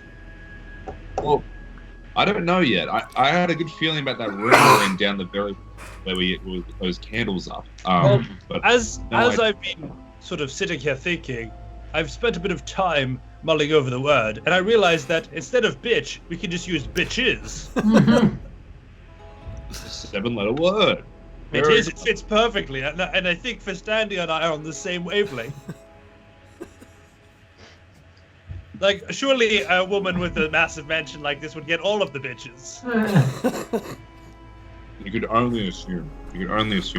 You'd hope, at least. Well, we're on this quest for the bitches, Before we leave this room, can I loot the mimic? Do we not do that? You can certainly try. By the way, Yep. yeah, you saw it. Yeah, that's a D20. Jeez. Huh? Thanks. So we have this thing in stream where they can pay the points for viewership that they get to buy advantages for the players, and one of them redeemed probably like maybe 6 months worth of points to give me a D20 roll on one of my rolls extra. Right. I love your showmanship there, Dan. So you want to loot the mimic? Is that what I heard? Yeah. Yeah. Sure. Roll for investigation.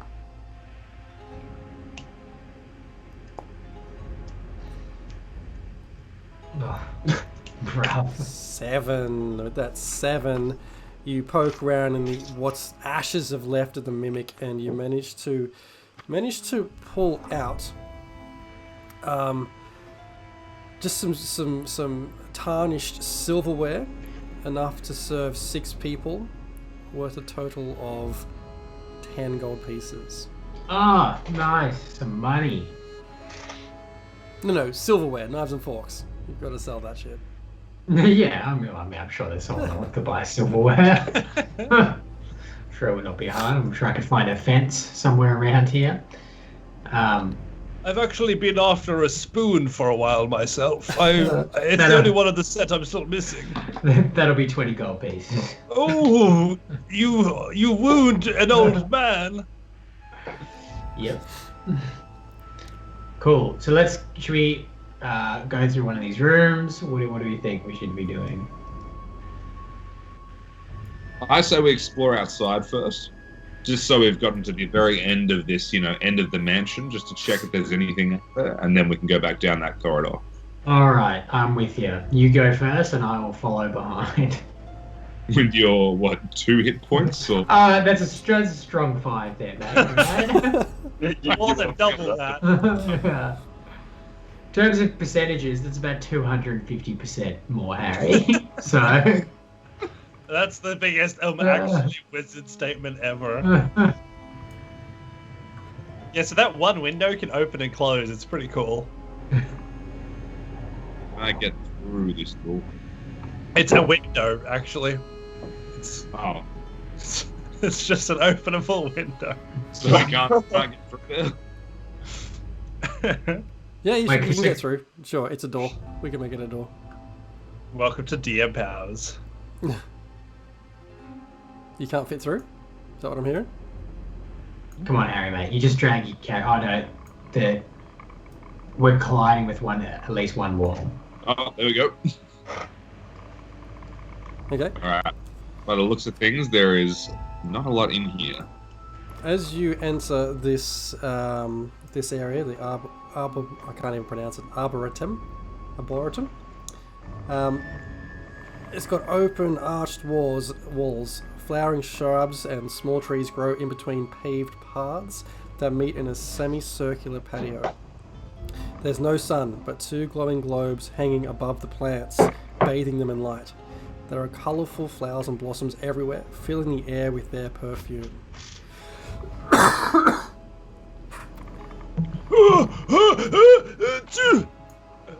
don't like the flowers. I've never been good with pollen. Is everyone going into the same space? Yes, but I'm going last. Also, I can't drag my character. Oh, yeah, no. Oh, no, okay, I got through. Or someone drag me through. Oh, shit. Yeah, I can't drag my guy through. There we go.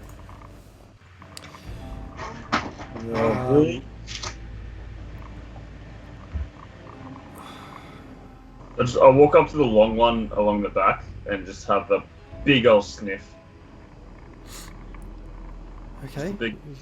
You smell a lot of flowers, and as you do that, this strange cackling begins. This really high-pitched laughing, and you feel something swing down and smack you in the back of the head.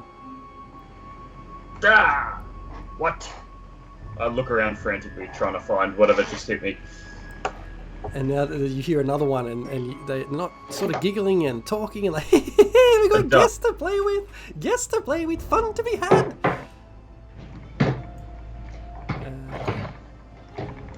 Can I see them, or we only hear them? You can only hear them. He turns to Humac and Xana. Wizards, explain this black magic. What hits me? Reckon I don't have detect magic or anything. You all keep talking amongst yourselves, and then Humac gets a smack in the back of the head. I got him too! Humac has cast a silencing spell on himself. You're muted, Robin. He pulls open his spellbook. What was that? Fine, let me see. He looks magic. It's evil creatures. He looks around and he tries to perceive using his arcana whether he understands the magic that's at play. Alright, roll an arcana check. Or a perception check, your choice. There's a 21 arcana. You flick through your book and you find what jogs your memory, some description of a small fairy dragon that can become invisible. Yes. I believe from my studies that the creatures that we are perceiving now are some sort of fairy dragons, small tiny things, go invisible, very playful.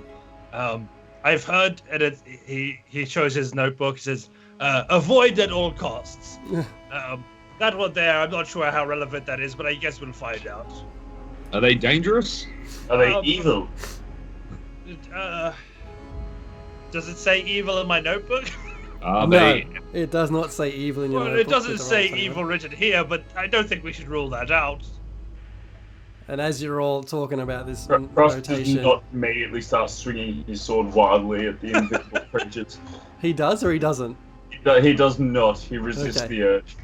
He does get a smack in the back of the head and another giggle as one of them flies in, hits you and flies away. He does hold a firm grip on his sword, though. Creatures, fairies, show yourselves. We'd love to talk and play. And, why won't she move?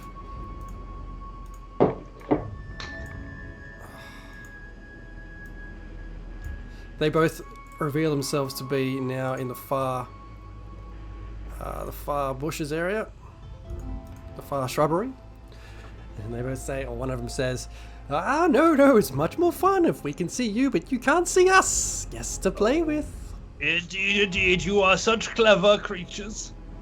Before you continue playing, though, I have a quick question for you. A riddle, perhaps. Do you like riddles? They both look at each other and they just start nodding. Yes, bring the fun.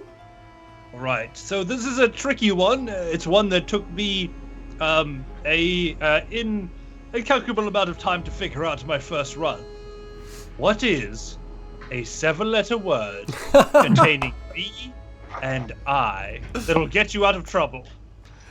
And they both look at each other for a moment, and they nod at each other and have a bit of a giggle, and at the same time they turn to you and say, "Bitches!" Yeah. Hey, these guys know what's up.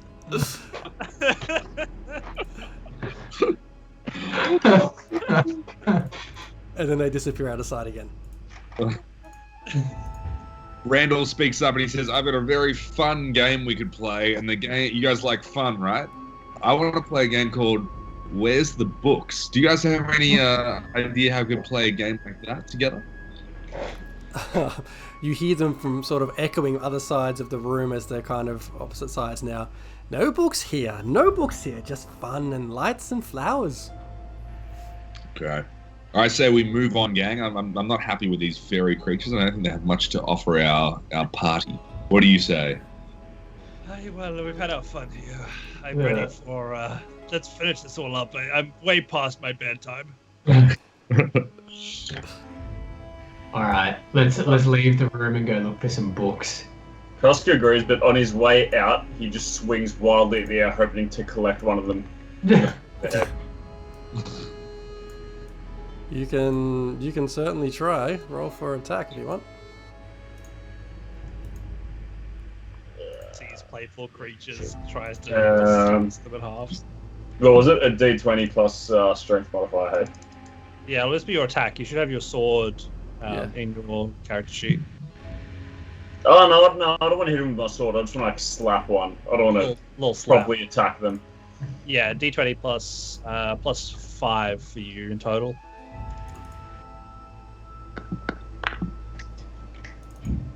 Is 14.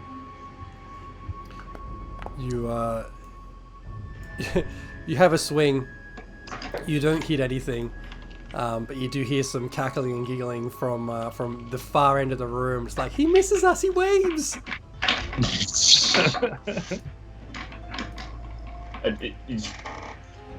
Krusk is upset. He just puts his head down and walks out the door. Okay, so you're all back in the dining room now.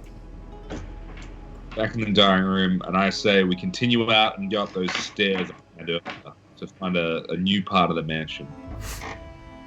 Okay. Indeed, Randall, I believe that's a good idea. Onwards and upwards. Let's do it.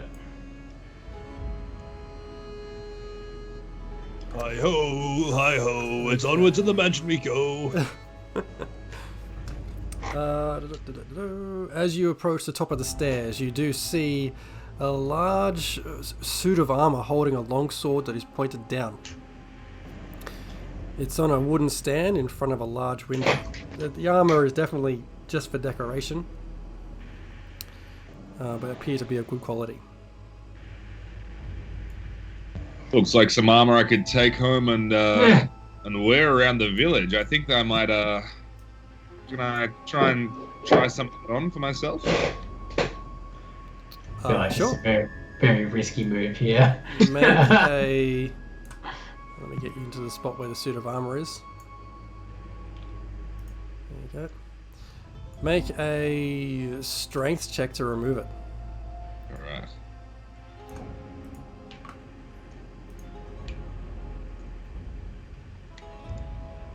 Ability check.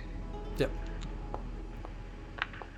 With a 7, you sit there and you try and wriggle this helmet off. You try and wriggle it. You can see it coming up just a fraction, but it slips through your hands. With its, it must have been recently polished by some servants here.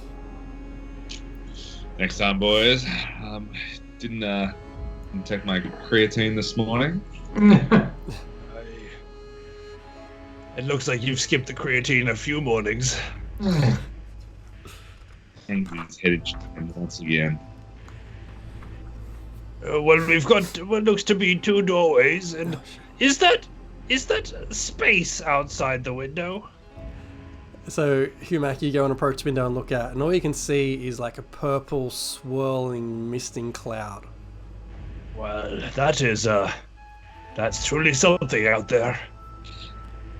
Truly is. Well, no fresh air for me, I think. Krusk definitely wants to stay outside. Space is scary. What are all those heads in that room? My God. Go into the room. You Krusk. entered the room, and each corner of this pleasant parlor has a scarlet armchair and a reading table piled high with books. There's a cheery fire that burns in the fireplace, and a pair of swords sit in a rack above the fireplace, and the heads of various animals are mounted on the wall. I'm not going near that chair. I learned my lessons last time. Do any of these books have anything on their spines? Make an investigation check. Let me have a quick little ponder. Investigating. Aha! A 12. With your 12, you do rummage through a number of the books, and you do see one with that familiar embossed faced cover. Is it a T? It is an E on the spine of this book. Oh, suspicious could still be it. We have a chance. As you've rummaged through some of those books there, the swords on the wall spring to life and swing down and attack you. So where would I be? Because I just want to make sure I'm close to danger if it is dangerous. Yeah, I'd say about there. I was picturing the book about right in front of that. You can see where my cursor is right there. I'll stick there then. Sorry, up where? Sorry. I pictured the book being about in this. Okay, cool. Yeah, I'll set that. That's. Who's missing? Zena. Zena is hiding out in the stairwell. Yeah, I can't see my. Everything is just kind of. Probably for the best.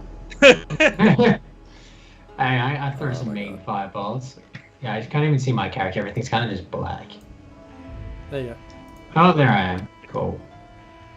Okay, roll initiative to fight some swords. Go, go, go. How good is the initiative tracking of this, though? It's very, very good. It is. Except it freezes on me a lot, actually, because my machine is doing that too RAM. much. You gotta pick up that RAM. I really do. You must need like that stream PC separate to the PC game on. It's just, I've got a little CPU usage thing here. It's kind of hovering at 80%. So let's see how we go. So one sword comes flying down towards you, Humac, having just touched the book, and will attack with a longsword action. Good sir, I would appreciate if you did not swing at me. Well, we'll see.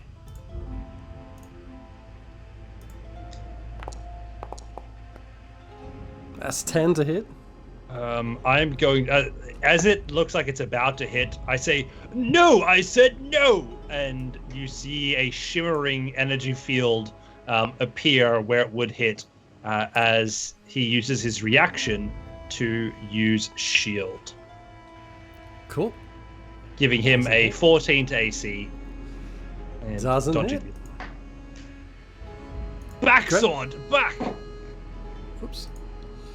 And Humac, you're up.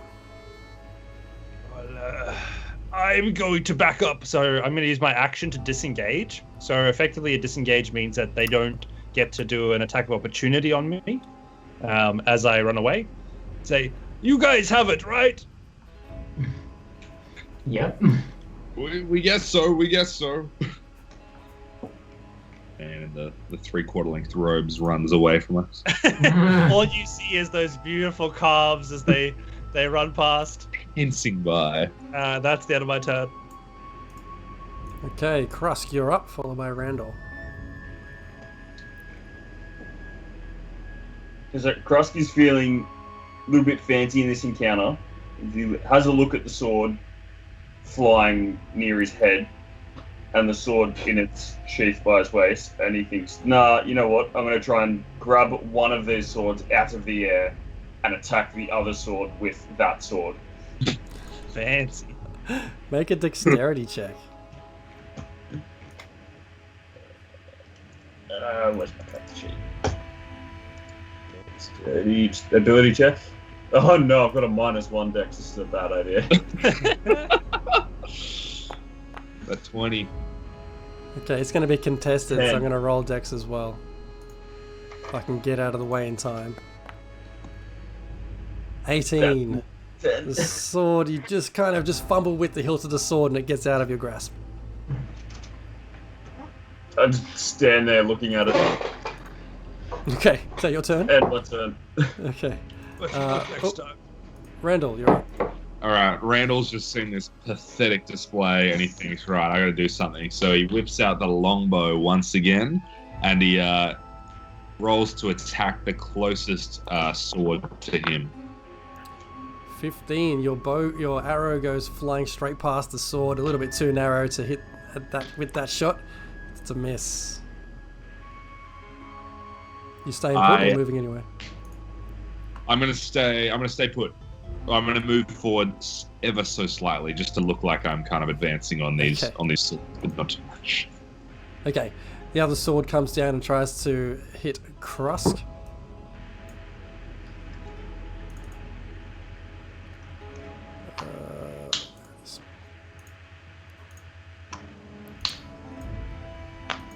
Krusk has an AC of 18.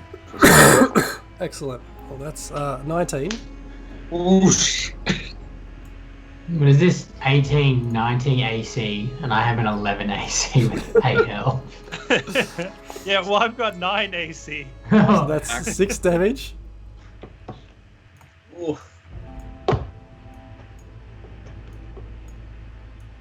Should have tried to That catch is that its sword turn. line. Zana, you're up. Cool. I'm gonna go with Firebolt into the sword on the left. There's Firebolt. I'm gonna roll.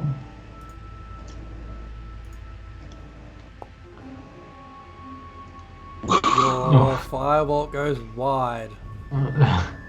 All right, I'll end my turn there. Bad round, fellas. As you all finish attacking these swords, they both kind of just float back onto the wall. It's like the DM letting us giving us one and throwing us a bone. No, not necessarily. But they reassemble themselves on the wall. Do you guys need anything from them?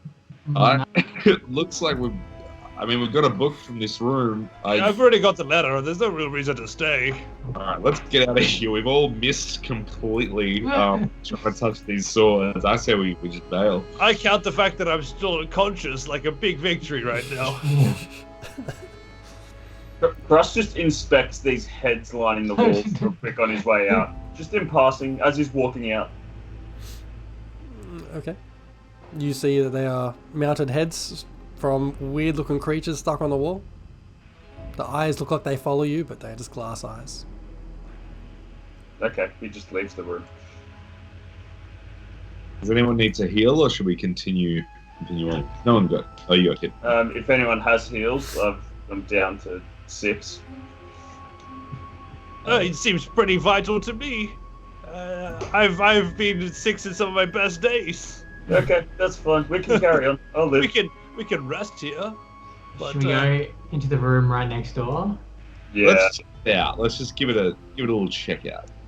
Oh my god, a bed. Krusk just lays down.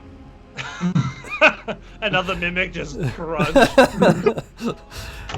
This is an open and airy bedroom we've just entered. It's got a big canopied bed with rich scarlet curtains in one corner. A jug and a wash basin stand on top of a chest of drawers, and a fluffy black cat is napping on a scarlet easy chair. One wall is covered with a large painting of a gold dragon perched heroically on a mountaintop. The cat, as you enter, the cat jumps down from the chair and has a big stretch. It then starts to walk over to the bed where Krusk is. Hey Toby, how you going, mate?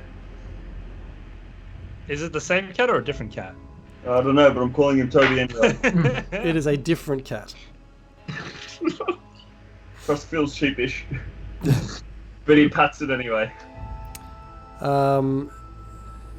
Roll a animal handling check.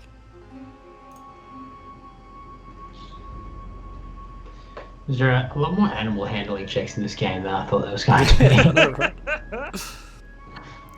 With your 12, you give it a Welcome pat. to You give D&D. You give it scritches, and it starts to purr and hangs around. Alright, can I search through the room for anything? You sure I don't want to talk to the cat? I'm good on that front. Maybe later. Yeah, can I just search the room to see if there's anything of interest? Yeah, make an investigation check.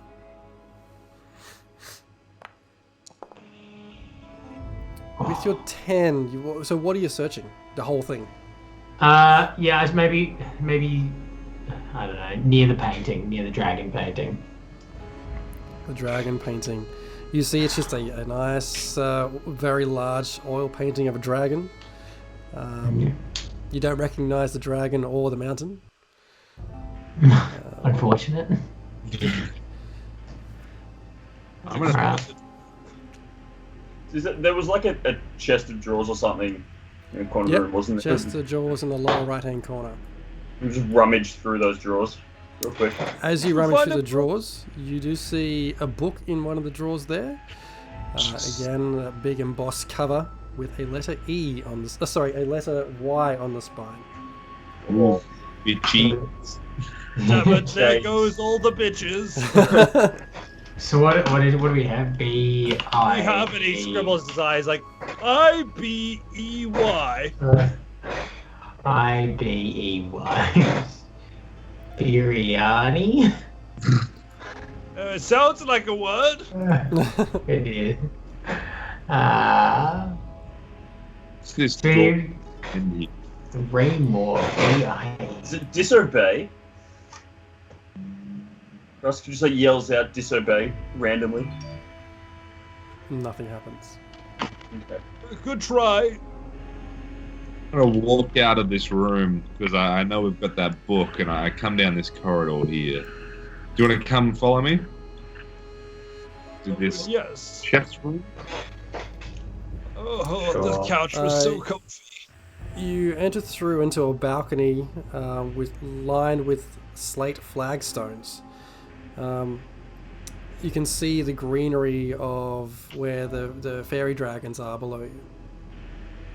That's what We you see. give them a wave, nod down at them. You hear a few thuds as you can tell that these little invisible fairy dragons are hitting the glass above you.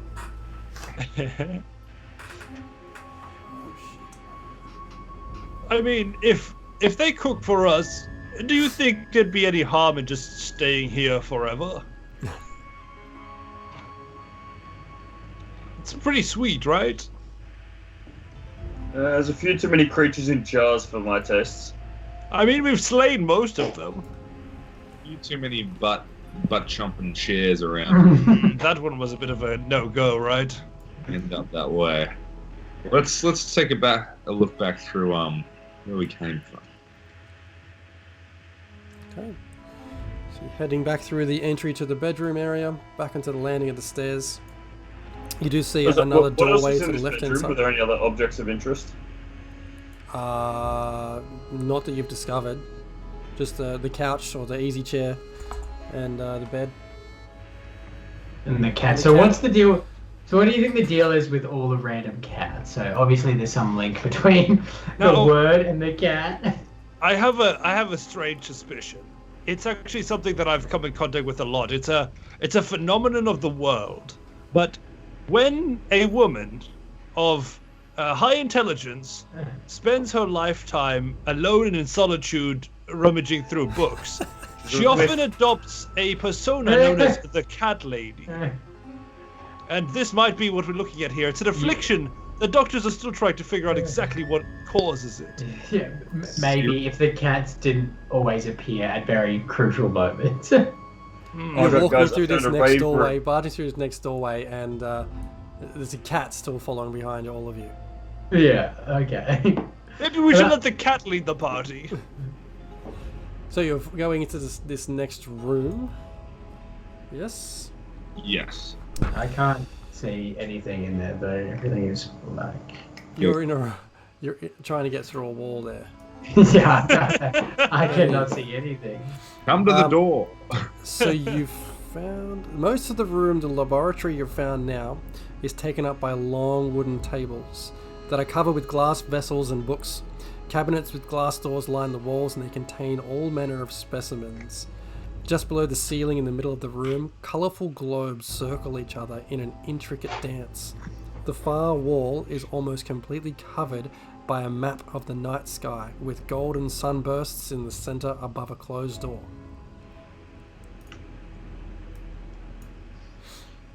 Can I turn around and... Is the cat still following us? Yes, the cat is in the room with you, just sort of wandering around everyone's feet. Right. On the off chance that this works, can I yell out disobey at the cat and see if it teleports us anywhere? You scream disobey at a cat, it wanders up to you and rubs itself against your leg. It does seem to be disobeying. I'm not sure what that's all.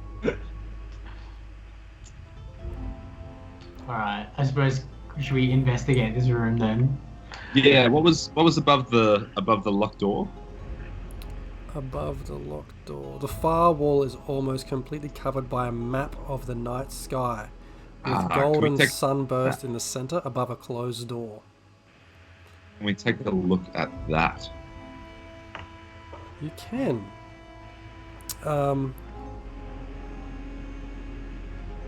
You can see as you look at the map that there are 5. Most of the stars in there appear just to be small dots, but there are 5 really prominent stars that are rendered as blazing silver suns.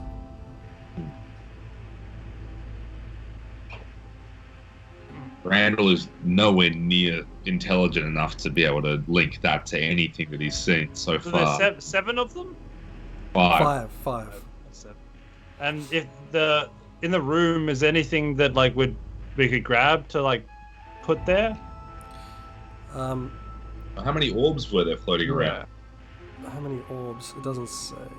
So not 5, which I think is Not the 5. crucial bit of information. So you're looking around the room for things, or what are you doing? Yeah, I mean, first of all, I'm going to test if the door opens. Okay. I just go up to the door and... oh, well, besides the beautiful painting, it doesn't seem to be hiding anything. No, you open the door opens, no problem. Krusk just has a quick look around and checks all the spines of the books in this room. Quick check for letters. Roll an investigation check. What are you checking the spines of the book in the laboratory? It wasn't there books in the laboratory? There's everything. Books, there's vials, there's everything. Yeah, I'm just going to have to have a look individually at all of the books and see if I can find any more letters. Okay, as you do, you manage to find a book, same kind of... Well, with a 19 you find all sorts of books. But you do find a book with the letter T on the spine. It was so close to bitches.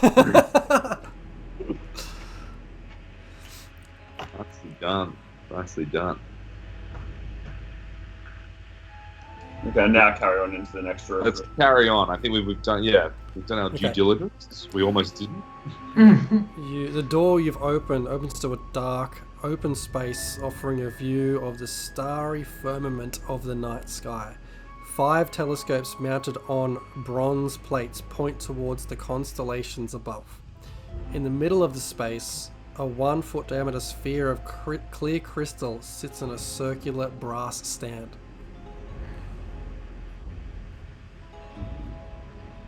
Whoa, scope this out. This is incredible. Should we take a look through these telescopes, or what do you think, fellas? I'm definitely going to have a little peek. I've never stopped myself from looking through some far-looking glass.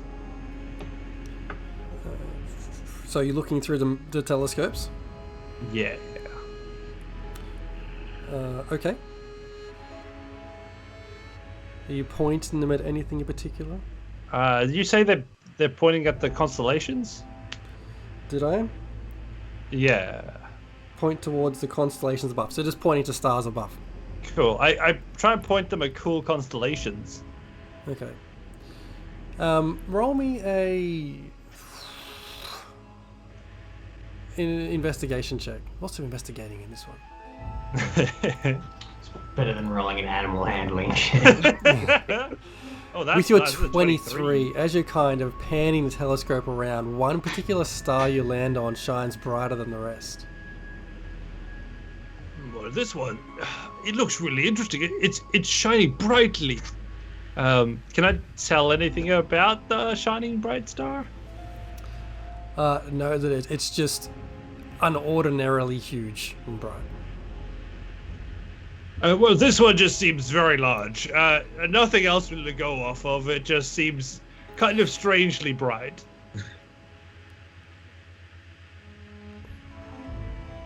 Glad that's not of any use to anyone. But feel free to have a look at it. I can line it up for the rest of you if you like. When you step away from the eyepiece, you see a beam of light hit the crystal in the center of all the telescopes. Of all the telescopes? No, the one you just stood away from. A beam of light goes from that telescope's eyepiece into the crystal in the center. Well, I may be a genius wizard, but I'm pretty sure that if we find the bright stars in all the telescopes, maybe the crystal will activate. Very smart move. A very smart. I've already handled my bit. Do you guys want to try and take the rest? I'll do the other one as well. That's right. Carry on, wizard. I'll keep looking at my bright lights in this other room. All right. Well, I'll just sort of do this all by myself, I guess. And he begins to move around anti-clockwise, sort of trying to line up the telescopes with the bright stars. Everyone else is just sitting on the floor at this point. I will also help A out. taste of my own medicine, I guess. Okay, so Crusk you've is like, lined I'm up. here to kill evil, not look for stars. So you've lined up all the telescopes with different stars, correct? With all the, As much, I mean, As the you bri- tell me what I Yeah. find when I do them. as you line up each one, again, a bright beam of light hits that center crystal. Once all the 5 telescopes are lined up, the crystal glows really brightly, bright white light, and then just to the wall on the far side of the room, you see the outline of a white door, the white outline of a door appear. Ooh. Well, that was exciting. Us, Humac, we couldn't have done it without you. Well, my very big thanks. I feel like I've really sort of given back to society a lot today. Do you go through the door? We go Oh, through. is it open? The Yes. white door. Okay. I thought it might be the portal, and I The was door going is to now- disobey. The door is plainly visible. All right, sure. Let's hop, skip, and jump through it. Charge forwards! Oh, I just lost The everyone. first random portal we saw. I don't see why we would have helped us in any way possible. Yeah, like we're gonna stop doing that now. Oh, my goodness! I can't unselect people. Okay. Oh, what happened? Did you just make that real big? I don't know. It's give me options. Oh, here we go. It was like a pause menu or something. Oh, the Okay. right click. Yeah, I don't Escape. know yeah. Okay, this room here. The room is bare except for a bookshelf covered in chains against one wall, a plain wooden bench, and a reading desk built into the shelves. A book with the bust of a mage on its cover sits on the desk. Oh, that one must be for me. As Is you there a- approach Humac, this animated chain library comes to life and attempts to destroy you. Why is everything trying to kill me for being curious?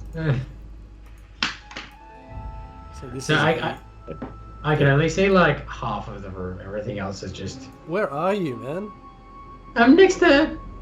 The other guy, the red dude, Krust. No, it's Randall.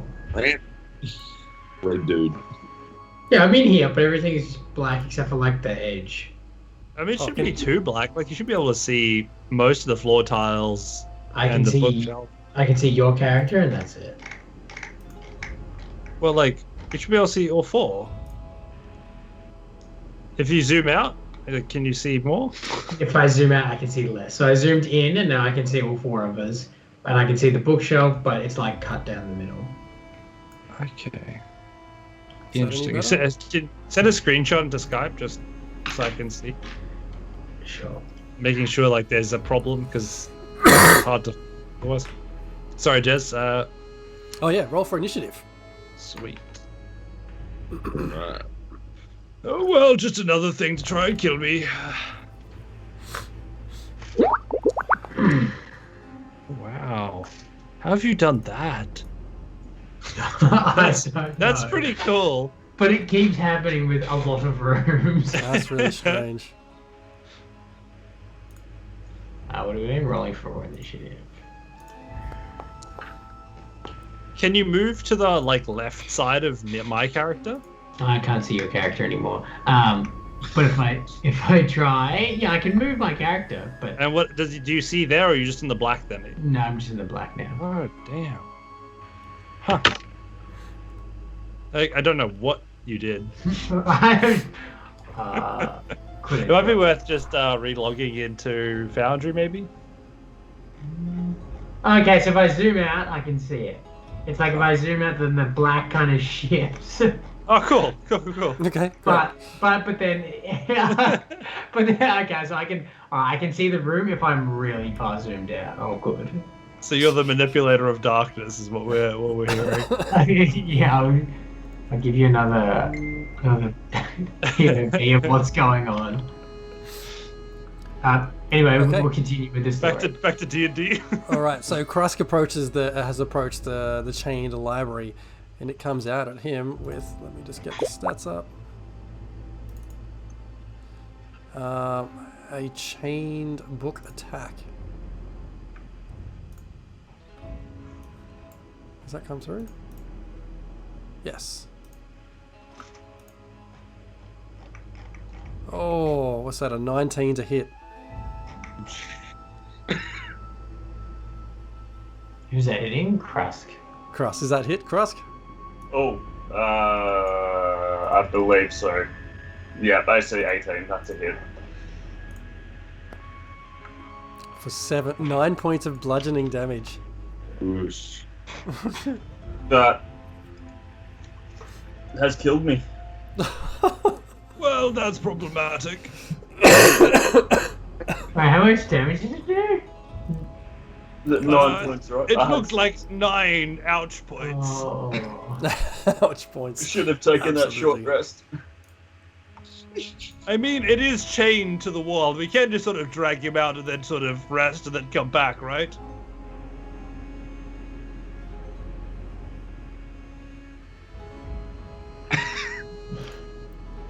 What are you doing? Right. It's Humac's turn. Humac's turn if we want to continue fighting this library. I think Humax is gonna just like, all right, well, I'm going to just sort of leave. Oh no, but Humax in close range. Doesn't want to necessarily take an attack of opportunity.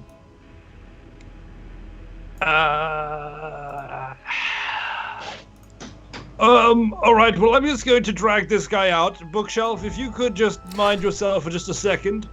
We will be back. I promise you will get the full round of it. I just want to make sure that we are sort of approaching you with the best in mind. You know, only the best for the best, Bookshelf. All right. And then I begin to try and drag Krusk out of its reach to the door. What a hero.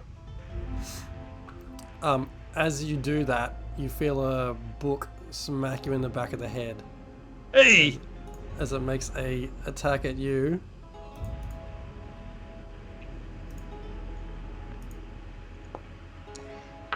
Oh, that's 21 Oh, that book smacks the old Humac right at the old noggin. for 4 Aha! points of damage. I have taken bigger hits from books in my day. The book smacks you pretty hard, and as you look down, you notice it has an L on its spine. Well, I've taken an L, guys, but I think that it's gonna give us the victory in the end. So you're trying to get out of there, is that right? Yes, I'm trying to pull them out with me. Krusk, that Okay. is.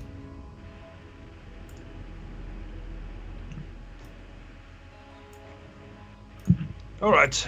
That was fun and games. So yeah, I think we'll stay there, but I don't know. I don't have any ability to actually bring them back to life. You can stabilize them. Yeah, can we resuscitate? Yeah, but I'll have to do that next turn if you want to do it in combat order. Alright, so is that your turn over? That's all I can do. That's done. Zana, it's up to you. What you want to do? Fight or flee? Do we want to flee or do we want to fight? What's the team plan here? I'm happy to fight. I got a magic missile ready to go. Zana, you send that in and I'll move in, I reckon, and try and tank a hit for you if you want to keep hitting him from behind. This could be one mob that is like just gonna kill us, but we'll give it a crack.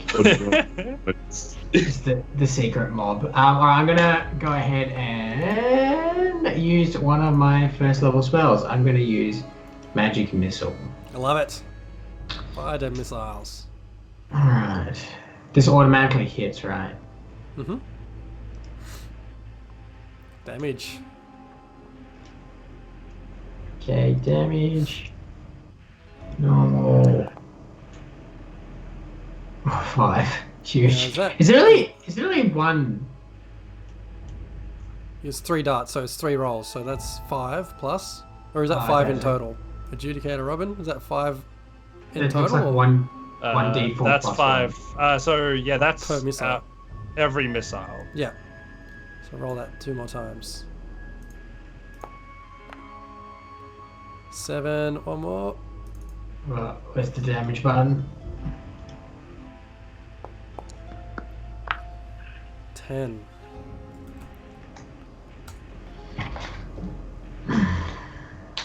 10 points of damage. Your missiles that impact on the library, boom, and as the dust settles, it's still there. Some of the chains are broken. Nice. I'll end my turn there. Okay. Randall, you're up. Alright. Randall is enraged by what he's seen happen to his teammates before him, so he moves in a bit to try and take a bit of the heat off his slightly flimsier teammates. And he whips out his long sword and he goes for a big kind of uppercut swing up into the chains of the book. All right. 13. You go to swing your sword up, but it just sort of all gets tangled up in the chains, and that does not hit. All right. I dance back a single step back in front of my teammate still. Which brings us to Krusk. Yeah, Breathe, that's- friend, breathe. Oh, Nice. 1 save. Krusk attempts to speak. Nothing happens. No. Okay, back to the library. The library is a little bit stuck now. Everyone seems to be out of range. So, the library does nothing. No. Well, that's convenient. I like the strategy here, guys. Humac's up. More of that. It's a bit unfortunate. Do we think it's worth killing the library, everybody, for the loot? Yes. Guarantee there's a book in there that we need. We got a book though, didn't we? We already saw the letter on the spine. Did we in here? What was it? You got an L as a book. You got an L, yes. It literally hit me in the face. Oh, that one. There could be multiple in here though. All right, Potentially. hit her up. It just light it up. Come on. I just forgot the name of your Humac. Humac is my name, Humac. yes. Humac Yes. the human wizard. Let's light it up, Humac. I even did the whole like sort of rhyming thing, so it was easier for me. Throw a firebolt at it. All right, well, I'm not one to disappoint. Let me do just that. And he again, with the robes restricting him a little bit now, tries to cast the firebolt here, and he attacks with a 19 to hit. 19, a firebolt will definitely hit. I never like to use fire with books, but in this case, I think it's wise. And just 3 points of fire damage, poof, out of his hands. You see one of the books in particular on the middle shelf just catch a light and disappears. That hurt. That really did hurt. Staying put there, Humac? I'll probably run back just to try and make sure that they're okay outside. Okay, Zena, you're up.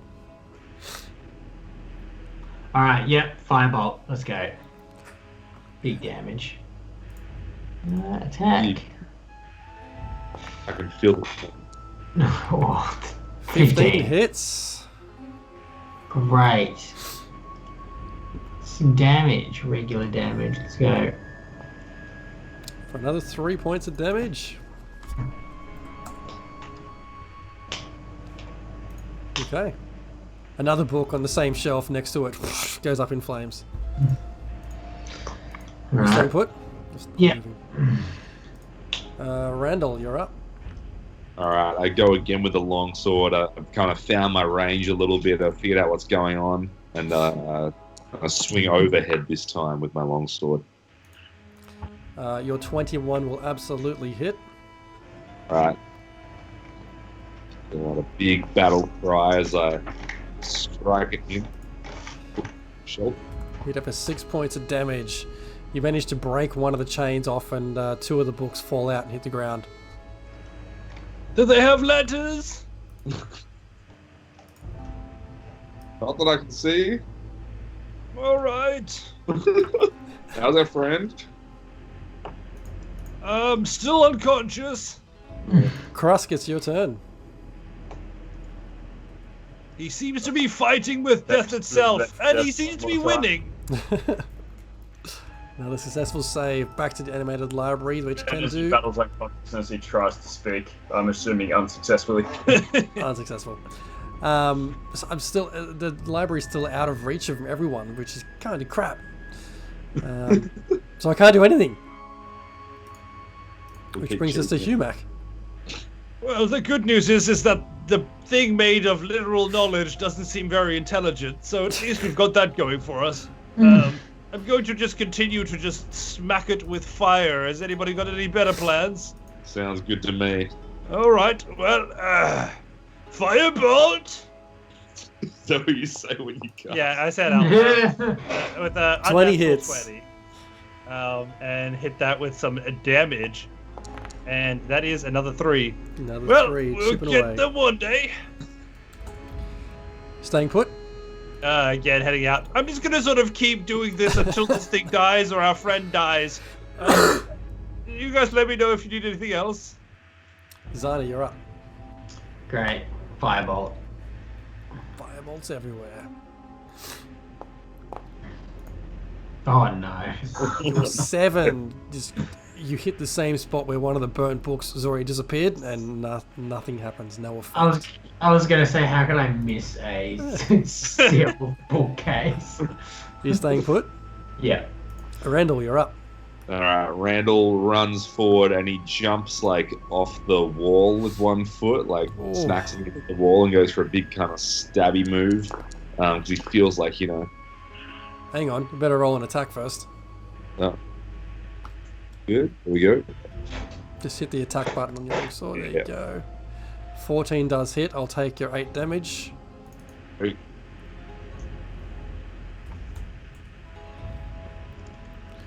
Great. Which brings us to Krusk. Makes it. That's 3 saves, right? Yes, it So is. is that I back? believe that Krusk has survived. Incredible. Are you alive, friend Krusk? As Cross scrambles to his feet, he cries out in all the strength he can muster the word liberty, hoping desperately for something to happen. You hear a bit of a rumble on the floor below. Guys, I think our summoning circles are being weird.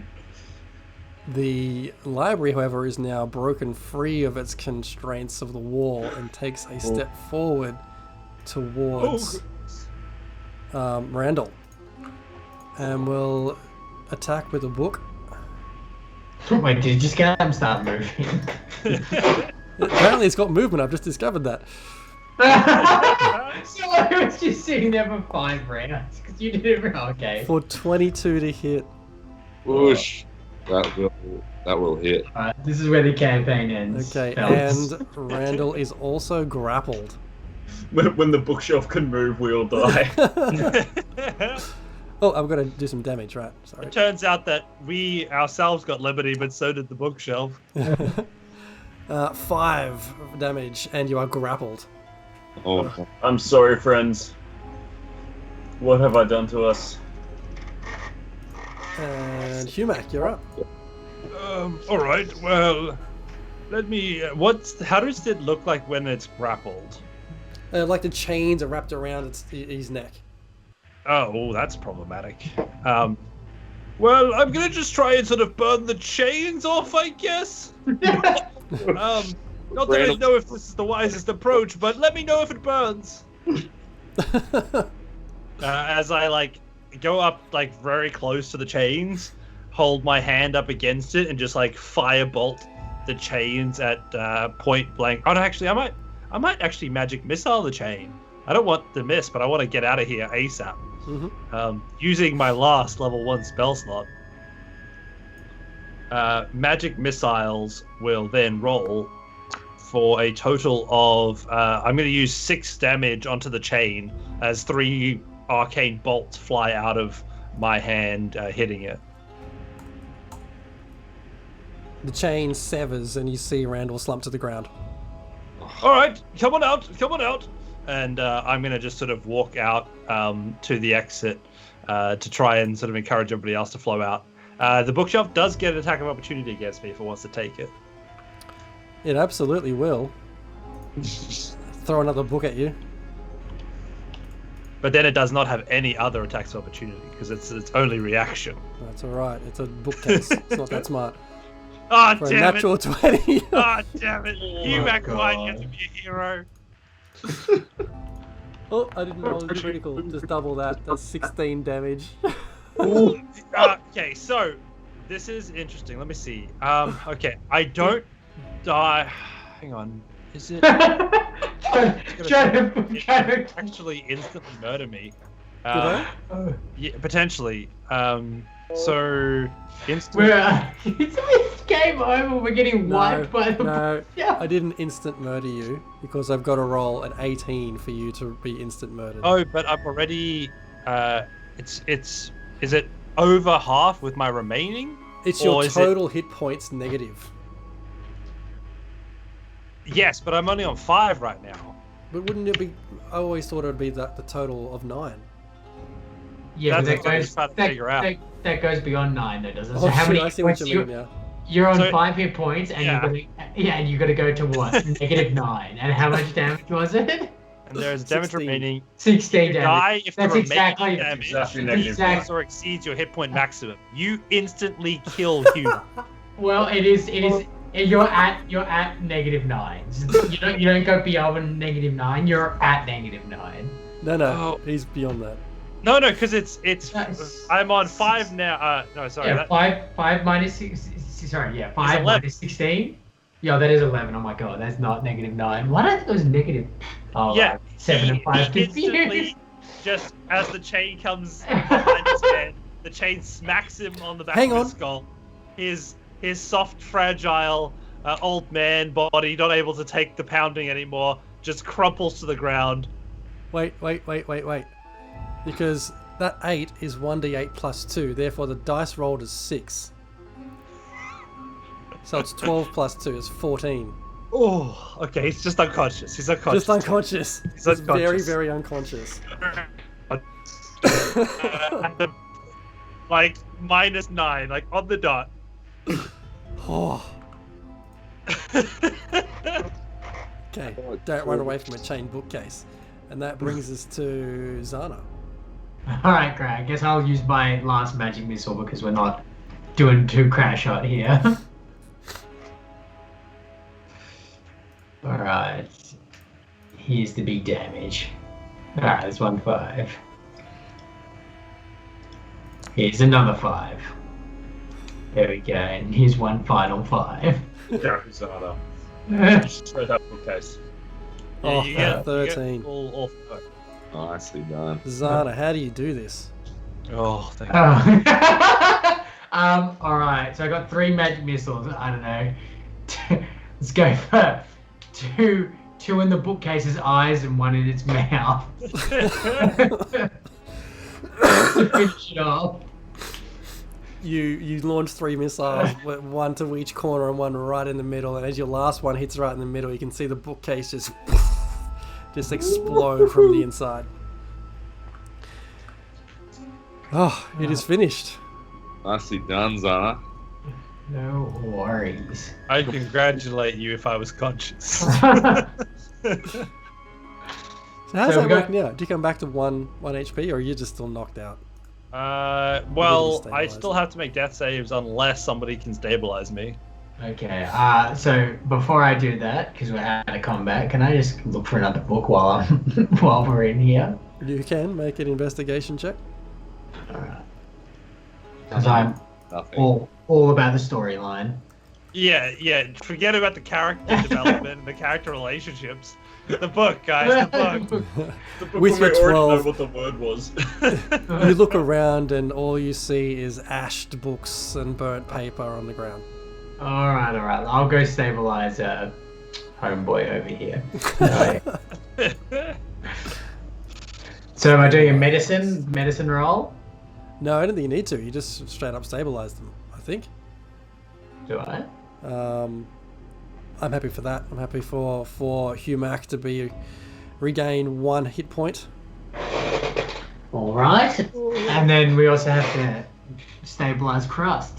No, Krusk is alive. I've told you yes, that. that's I was right. shouting from the other. Oh, right, okay, cool. Alright. So, we've You're got... gonna have to carry me down the stairs. That's right, you got 1 hit point. So, It's barely an essence of being alive. And Krusk just like picks up Humac and like almost collapses under his weight as he's also just recovered from death, but he's strong. As Crust picks him up, Humac's robes sort of fling up a little bit and just show a bit too much ass.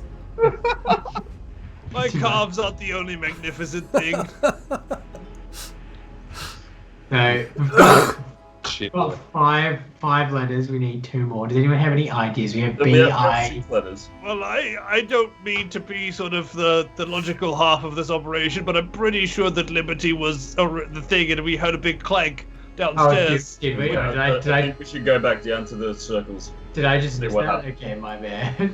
It's all good. You were sort of unconscious and stuff, and there was lots of fighting. It was fine. Let me just Was it? bamf you all back downstairs. Can't get through this door though. But Damn doors. doors that are actually walls. Are we all just like rushing downstairs or? Just No. everyone's sprinting. Everyone's super scared about what just happened. just someone just put me in the other room. Oh, Yeah, Jez is playing. no. Okay. Do you want to move us, Jez? I'm What's your trying. plan? I'm really trying, but I can never seem to select everyone. Because There we like, go. we can't try to move ourselves. Oh, what are you doing there? You shouldn't be there. You should be over here. Yeah, I only went where you put me.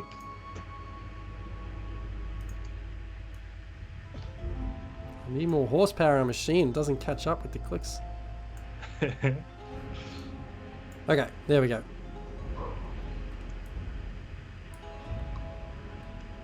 Oh, it's good to be down here again. Okay, as you begin to enter the entry foyer area, you do see the double doors there, glowing purple. There's a Oh. nice big fluorescent purple outline around both of them. The outside. We all look at each other knowingly, and we count to 3, and then we at once we go 3, 2, 1. Okay, given 2 of us are on 1 No place Is like it that. on, is it on 3 or after 3? It's on. I'm gonna count down to 1 actually, and then after 1 we're gonna yell the okay, magic okay. word. So 0 or sort of just you say 1 and then we go? It's gonna be a 1 and kind of Oh, thing. so on the and we go. Yeah. Okay, right. 3, 2, 1. But so we go And, after 1. Hey! Everybody? And we jump through. Okay, you all jump back through the purple doors just as you hear them slam behind you.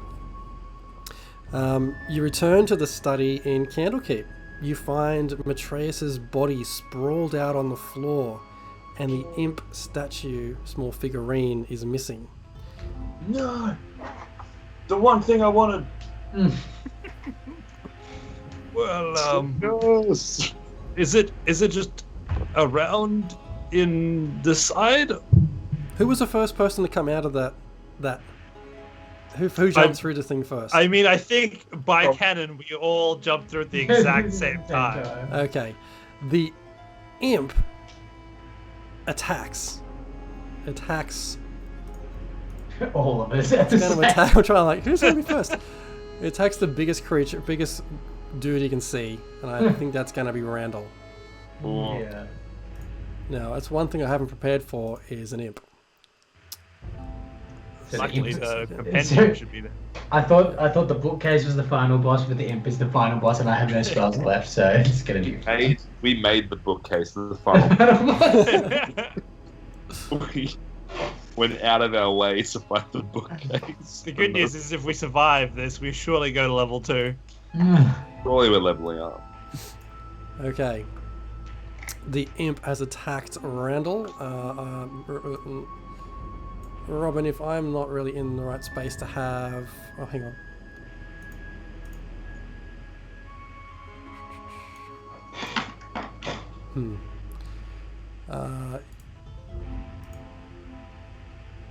You guys can start to roll for initiative.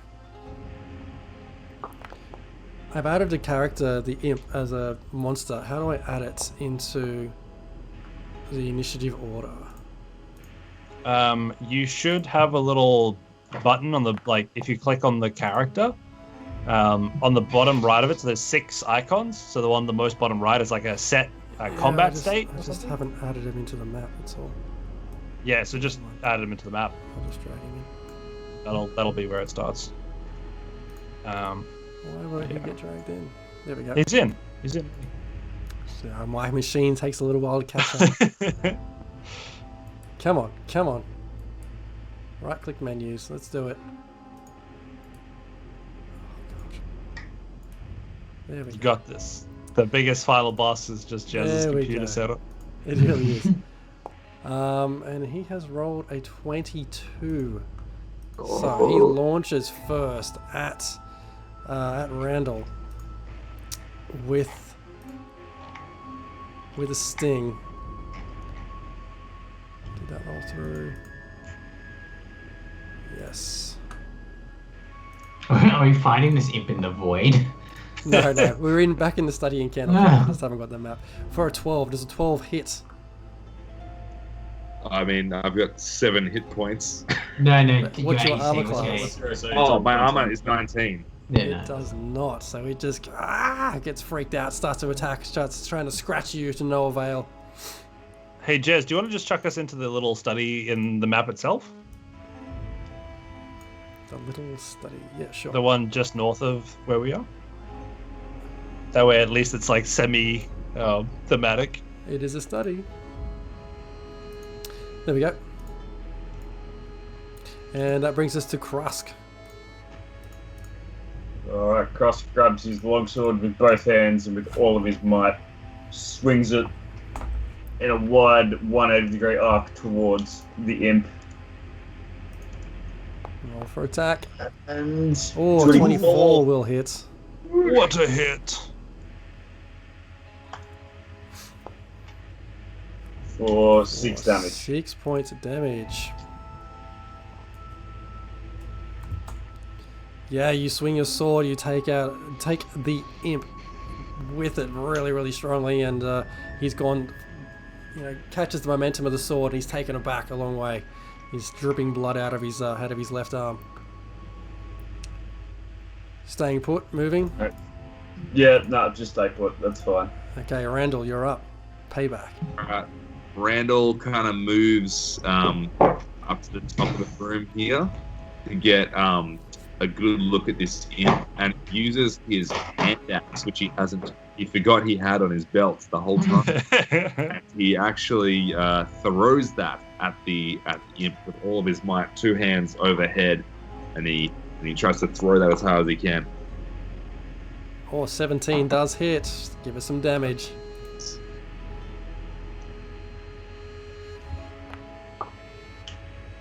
For 20 points of damage. No, that's just. Oh that's my just god. Attack. Hit Give us the some damage dice. Not the attack. Gotta hit the damage one, Harry. Hit the attack one. Oh, what? Hang on. That's insanity. No! 5? Is that 5? 5. 5 points of damage. Randall gets the payback. How do you want to do this? He kind of first he flings the axe up in the air. It swings like kind of 360, catches it, just throws it as hard as he can, smacks the imp in the middle of the face. You do. The axe just plants thunk right in the middle of this imp's forehead, and you see him just get thrown back by the momentum and hits the ground on the floor.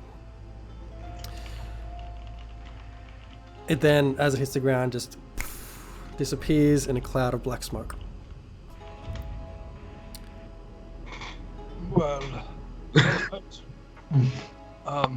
now, the guy that's dead in this room with us, was he the one that was supposed to have the answers to how to sort of stop the fact that the entire land is cursed? Oh, the curse! Yeah, we're gonna have the curse. I mean, I guess he's not going to really answer me, right? I mean, We he rummaged doesn't. in his pocket for some I books think of some we've sort. got to find the owner of this mansion somehow. Did we find her lying on the ground dead? Or was it someone else? You saw Matreus on the ground. Oh, Matreus, alright. The sage. Wizard Matreus. sage. He's dead. Can I check for signs of life? Or he's dead. You can check for signs of life if you want. Make a medicine check. Let's... where's medicine? +1. Okay. 16. You check all the different areas you think you can normally catch a pulse, and catch nothing at all. He's just dead. Okay. Poor Matreus. Poor Matreus. I'll loot him. You'll loot him. You don't find What's anything. You that, find a few investigation? scraps of paper and some ink. All right, where can we go from here? Are we still in the mansion, or do we go through the? We went through the portal. Right? Or You ended up back in the study. Where Yeah. you are left at the moment is the sage you were sent to seek has now been found dead. Vistandia is missing, and somehow a stone imp ended up alive back in this world. And that is where we end the session tonight. Oh, You've completed the joys of extra-dimensional spaces. I mean, we're not looking very well for wear out there. hey, we're alive, which is pretty good. I Man. can't believe we've made it this far. We haven't actually solved the problem we set out to solve. We're just sitting- Nowhere near. We just went down a rabbit hole of shit. just- Yeah, it was just bit like Alice falling down the. Oh, too funny. There was one thing I realized that I stuffed up on. The mimic chair had far too many hit points. Yo, reckon? Belt. I just used the default thing and I'm reading through it while we're going through it. I'm like, oh, that should have a lot less. The thing was like insane because we hit it with so much, and I was like, this thing is not a level 1 monster. No, it really wasn't. It had a ripple effect afterwards. Hey, it was very gritty, and we felt like there was some stakes, which is awesome. Yeah. The trade-off was that the bookcase could have moved for 5 rounds. I forgot. I'm looking at it like, surely this thing can move. It can't just sit there and get blown away. Yeah, 10 feet of movement. Just the mimic got absolutely buffed and the bookcase got nerfed. That is it. Well, that was a brilliant session. Thank you, Jez, for setting that up. Yeah, Thank that was you. an awesome introduction to D&D. My first time ever playing. I'm pretty into it. Excellent. Well, you know where to find us, ragingrolls.com.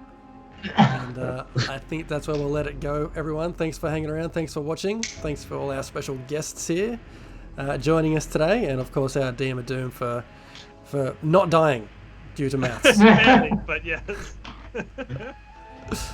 So thanks again so much, everyone. Thanks for joining us. And we'll catch you tomorrow for Raging Recaps. Take it easy. Hey, thank you very much. See you guys. Bye.